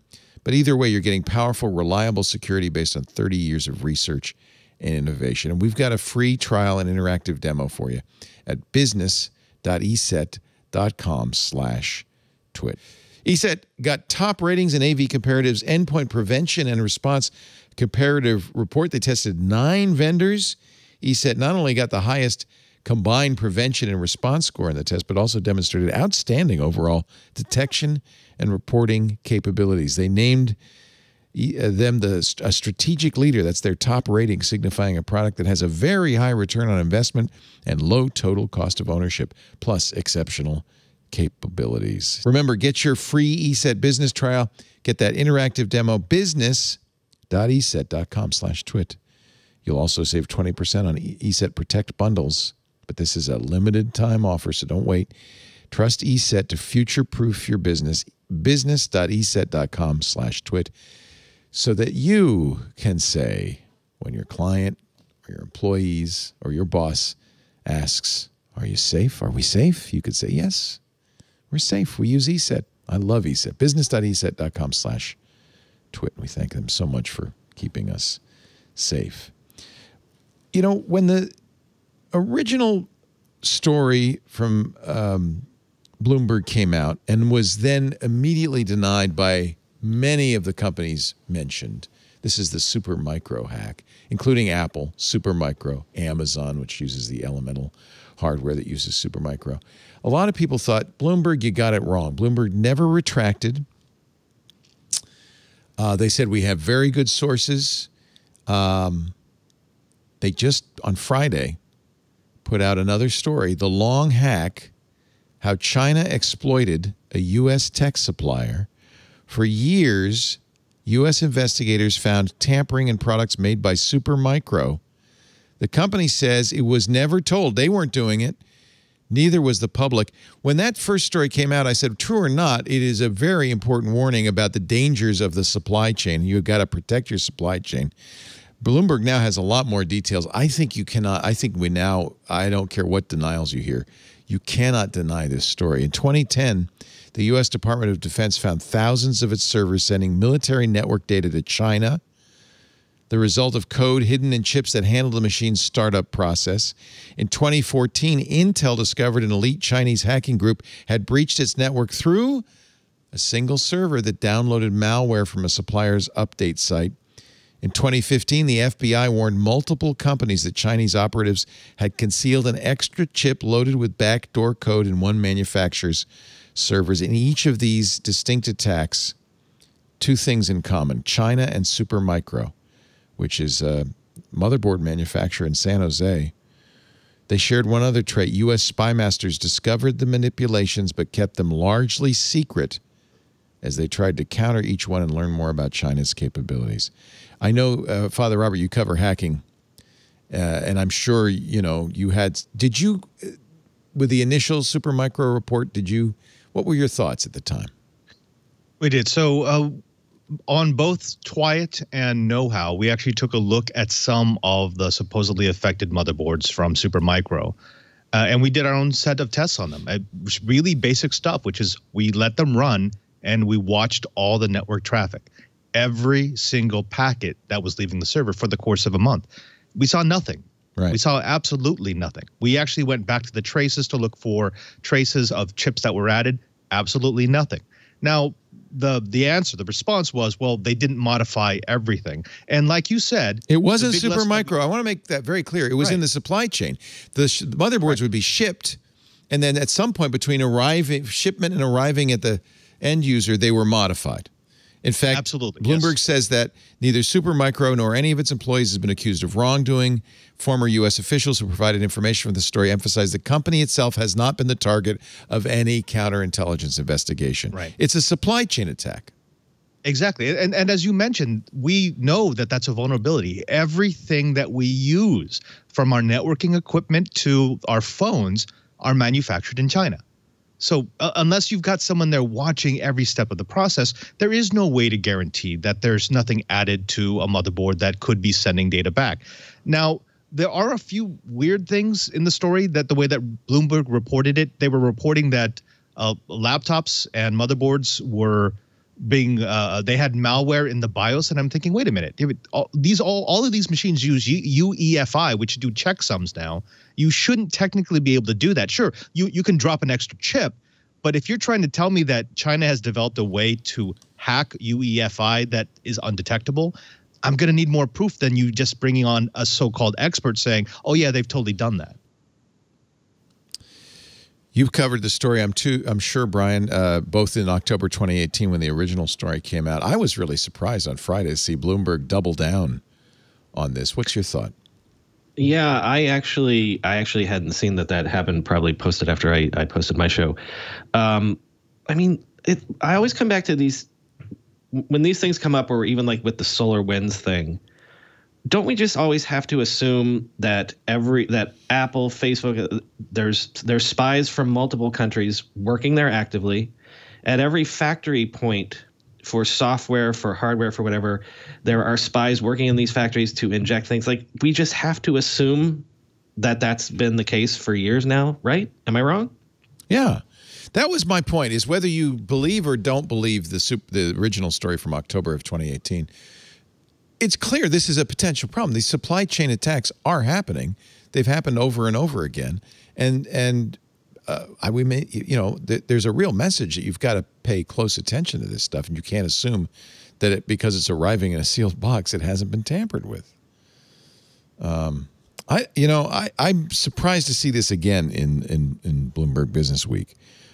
They have more sources. Again, they claim, sources in law enforcement and the U.S. military. If a story was that controversial and you went back and reported more and invested more resources in it and then doubled down, like, that's how many man hours, if this is a year later, you got to figure that they really feel strongly about this one. Yeah. Yeah. I mean, and I get that. But what bothers me is they doubled down and they brought in so-called experts, but the article that they wrote doesn't really provide any of the technical information we would need as a security community to verify that any of this is actually happening. Right. But I always wonder, it comes down to it must be happening. With those things, though, are we getting into areas where there is national security things where, like, they can't name names, they can't specifically mention an incident because the NSA or the CIA or whomever it is like, no, by the way, or the FBI, we're actively working on that, or the fact that we know that this happened, we don't want people to know that we know that this happened? Yeah, I have a theory that because this is resurfaced, it looks to me like the original sources, and by the way, at the time there was some concern that the original sources were motivated by President Trump's animus towards China, that maybe this was a planted story because nobody was able to confirm it later. Here it is now. We are a couple of weeks into a new administration. It looks to me like the original sources of the story were concerned that nobody paid any attention and went back to Bloomberg and said, guys, we gotta get people to wake up. They're not paying attention. Does that not seem credible? I agree with you, Robert. They haven't provided, come up with one motherboard with that chip on it, right? Well, look, this is absolutely credible. I have no problem believing that the Chinese government or state-run organizations are using the supply chain to spy. I have seen it in person from a Chinese company, from Huawei. Right. So that part that's obvious. Yes, that's going to happen. Where I get frustrated is, okay, I hear you. Give me something. Point me in the right direction so I can do some independent verification. And to the point that it might be the NSA stepping in, if there was a security letter, they wouldn't have even let them print the article. So, well, that's that's what I think Brian's saying. And what I'm saying is they don't want to go on record, really, but they want to sound an alarm. There's somebody out there whose hair is on fire, and they're trying to scream about their hair being on fire as loudly as they can without showing anybody the smoke. Right? Because maybe they can't. Yeah, because they can't. They would be put in jail for revealing national security things. My guess is that the reason why this was allowed to happen is because these types of infiltration attacks are probably very low priority. If it's a nation state that's getting into your network, they at least know if they are going to use that information for mass, like that we would have a target to retaliate. So those are more of they're using it for economic benefits rather than attacking a city or a county or a state or even the nation.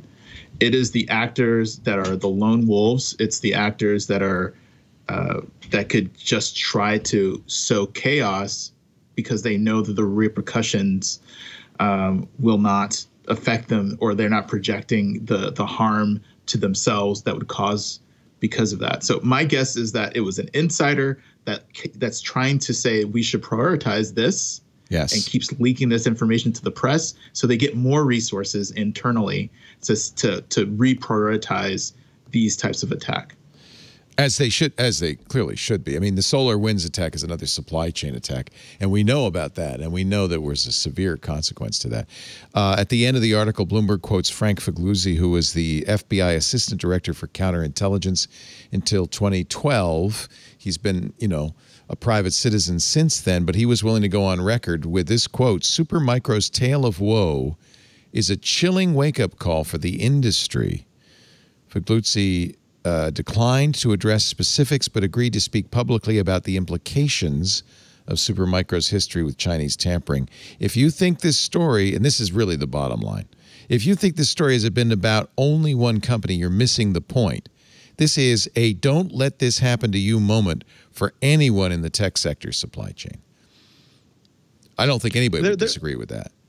There's an underlying story here, and that is there's a sense of disillusion because we've got players, including tech companies and news agencies and the government, the U.S. government, that are essentially saying you should be really worried about them spying on you, but don't be worried when we spy on you. Right. Facebook will sell all your information, but China, they're going to do something really bad with it. And at this point, the average person, the reason why this is not getting more traction, the reason why it's been forgotten after the posting last year is people are so fatigued. Yeah, they get it. Their privacy is being invaded. They're not exactly sure who's invading it this week, but they just don't care anymore. Right. And somebody in the chat rooms, Peter Nat, is counseling me not to say the Chinese are to blame, but the CCP, the Chinese Communist Party. And that is really, an important distinction. I think the people of China are a really amazing people, an amazing country. It's the CCP involved in this. And Belgium. We can always blame Belgium. It's all Belgium's fault. It's always Belgium. This article has many more names and many more quotes. A lot of more people willing to go on the record, which I think makes it a little bit more substantive. They quote a guy named Darren Mott, who oversaw counterintelligence investigations in the FBI's Huntsville office. He said a well-placed FBI colleague described key details about the added chips for him. This is back in October 2018 when the original story came out. What I was told, this is a direct quote on the record from Darren Mott, what I was told was there was an additional little component on the Supermicro motherboards that were not supposed to be there. Mott has since retired. He emphasized the information was shared in an unclassified setting.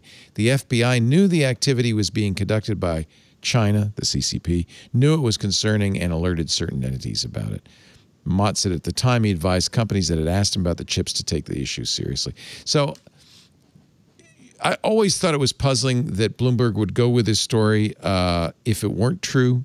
I thought maybe they'd been played. The fact that on Friday they came out with an even more detailed story to me says they want people to know this is legit. And I think they're, again, the same takeaway. These things do happen. We know it from SolarWinds and others. These things do happen. But from the U.S. government perspective, if you control the information that is in your network or being exfiltrated from your network and you know it's there, you also can control the misinformation that you put through that pipe to the governments that are spying on you. Which may be why they don't want it to be widely known. Exactly. Yeah. Interesting. There are a lot more stories, but I've kept you guys long enough on Valentine's Day. I'm sure you have places to be and things to do. I know I do. Except for you. It's 2 a.m. over here. Except for you, Father Robert. It's no longer Valentine's Day in Italy. It is such a pleasure to see you, Robert. Thank you so much for being here. It's always my pleasure. I'm glad we could do this. I know it's going to be a while before we get you back, but I'm glad we could do this. It's always great to see you. Father Robert Ballecer, the digital Jesuit at Padre SJ. How do I get on your Minecraft server, Father Robert? Oh, well, you just go over to Minecraft MC1 or Minecraft.digitaljesuit.com and point your client there, and as long as you're part of our Discord, you automatically get in. You got a lot of press for running a Minecraft server out of the Vatican. We did, and a lot of attacks, but those have mostly gone away. And the community that's in there, they're just they know it's something special because everyone is. It's not that everyone's nice; it's that everyone wants to build something. They don't just want to troll. We're not a troll server. You know, it's. I think we're old enough now that we've kind of figured out our place in the Minecraft ecosystem. And now we're moving on to things like we've got a Rust server. We've got Team Fortress 2 running. So that's awesome. If you want to build something up there. Yeah. That's awesome. I love Minecraft. Are people building, what are they building? A beautiful replica of the Vatican? The cathedrals are played out. We've got, there's at last count, there's probably about 120 cathedrals built on the server. Holy cow. And I don't want to see any more cathedrals. No more cathedrals. Some people have, no more cathedrals. Reliquaries, okay. Yes. If you want to build bones, go for it. I'm used to living near them now. Minecraft-mp.com, Digital Jesuit, or just go to minecraft.digitaljesuit.com. And you can't just wander in, right? You have to. Right. So you actually have to join the Discord. So once you join the Discord, you get automatically assigned permission to come into the server. That's why. But that also means that it's very easy to ban you from the server. Very smart. So start with the Digital Jesuit Discord server. That's probably the best place. There you go. Right.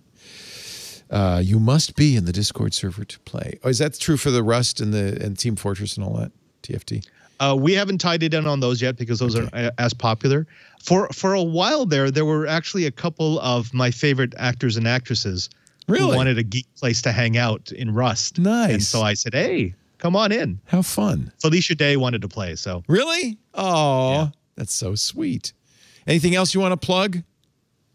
No. Oh, yes. So I'm working with this organization now. It's called the Vatican, a Catholic Church. The Church of Rome. Look us Okay. up. Yeah. We're on Twitter. Yeah. It's great to see you, Robert. Thank you for being here. Somebody in the chat was saying, OMG, he has a TF2 server? OMG! Wesley Faulkner, so great to see you. Anything else you would like to mention? Developer advocate at daily.co. Wesley at daily.co. Wesley83 on the Twitter. Did I get it all? Yes. There was, speaking of Twitter, there was someone today, or I tweeted it today, of someone who took Bubble and daily.co's API and made kind of like a Clubhouse clone in one day. So Bubble's a no code solution, and they kind of rolled it into it. And so if you wanted to see an example of that, I would say check out my stream. Just that easy. It's right under my pinned tweet. There it is. Yeah, just go past my face. Oh, you look so cute. And you can see one day right there. One day she did that. That's pretty awesome. You could just join a room and create a room. And so it's amazing what people can do today with these low code, no code solutions. And I mentioned earlier in the podcast that we will be putting out a blog post detailing how, if you want to use it daily just for audio and to make your own either audio social network or just your own application with just audio. If you go to our blog, daily.co/blog, it'll be posted later on this week. So depending on when you're listening to this, it might be live now. So go ahead and check out our blog and keep an eye there. And there's a lot of other good tutorials and lessons on how to use our API. And our free plan gives you 2,000 minutes a month. Nice. So a month? You don't even need a credit card. That's nice. A month. That's a good deal. How's the Komodo dragon? It's it is a bearded dragon. Liking the cold weather. Yeah, and I don't know if when you tossed it to me right before the tease, if you heard my kids screaming. I did. It started snowing here in Austin just at that point. I would have screamed too. So Are they're they out inside. They're huddling together. We had to use some extra heat lamps to make sure that they stay warm. But they are just fine. Pancake's great. Good. We have another one called Milkshake, and we just combined them into the same cage. Sure. So Pancake and Milkshake are doing great. Yes. And is this your cat? Yes. That is Waffles. We have so all your animals are food names, basically. Is that right? No. We have various names. We have. I think I covered all of them. You let the kids name. Last week we had Nachos that perished. I'm that was a leopard gecko that we had. Wow. But those are. I think I've covered all of the edible names that we have for animals. Thank you, Wesley. Always a pleasure. Thank you, Brian McCullough. The Tech Meme Ride Home is available at techmeme.com. I literally live on Tech Meme, and so it's very convenient for me while I'm reading on Tech Meme to listen to the Tech Meme Ride Home. There's a little player right there on the website. You just press play while you're reading. Well, right. And really, just wherever you're listening to a podcast, say you're listening to one right now, you could search and subscribe right there. Wouldn't that be amazing? Yeah. Thank you, Brian. Anything else you want to plug? Not at all. We're approaching 3 years I need in 3 weeks. Here. I'm sorry. Brian has the Tech Meme Ride Home Plus subscription. He's going to be too modest to bring it up, but I will subscribe to his paid-for feed. It's amazing. Well, there you go. He just doesn't want to. He's like me. I don't like to market either. Well, it's not only it's. I'd rather, if you haven't heard the show, come hear the show, and then I'll try to push you for $5 a month. Fair enough. Well, Wesley, thank you for saying that. I will say that, for example, the bonus episode this weekend was an interview with the economist Noah Smith, looking at the question of, is remote work real? Is Silicon Valley dead and over, et cetera, et cetera. Wow. So those are the fun things you can get on the bonus feed. Wow. And the interesting raises, amazing. Like, if you want to know what's going to come, hearing how people are raising money in this environment is great insight. It's almost like a crystal ball for technology. Oh boy, I'm going to go home and listen to it right now. Totally worth it. That's awesome. That's your next listen. The Tech Meme Ride Home bonus podcast is Silicon Valley Over. Thank you, all three of you. I really appreciate your spending this evening with all of us. Thank you for being here too, dear podcast listener. If you want to watch us do this show live, we do it every Sunday afternoon. Afternoon my time, 2:30 Pacific. It's 5:30 Eastern time, 22:30 UTC. Middle of the night for Father Robert. All you have to do is go to twit.tv/live. There are live audio and video streams there. Makes it very easy for you to pick the stream you want to watch. Of course, we have a live chat room going at the same time. In fact, it's going all day and all night, so you can always hang out there with your favorite geeks at irc.twit.tv. Austin is now under a blizzard warning, Wesley. I should let you know. Blizzard warning now in Austin, Texas. That's crazy. Yes, it's changing my life severely. We can't leave. We have to stay at home. That's life insane. Is totally different. Oh, no, it's exactly the same as okay, yeah, right. Instead of wearing a mask, you should wear a mask and a hat. That's all. Wow. If you want to watch on demand, all of our shows on the TWiT network are available at our website, twit.tv. They also all have their own YouTube feed, This Week in Tech among them. You can listen there, subscribe there. Actually, the best place to subscribe, audio or video, is probably your favorite podcast client. If you subscribe, you'll get it automatically the minute it's available at the end of the day. We have a asynchronous forum for those of you who listen on demand. That's www.twit.community. Really a lot of fun in there. I invite you all to stop by. And we even have a distributed Twitter-style social network based on the Fediverse. It's called twit.social. And I'd love to have you in there, too. It's a great place to hang out. I guess that's all I have to say, except thank you for being here. We'll see you next week. Another TWiT is in the can. Happy Valentine's Day.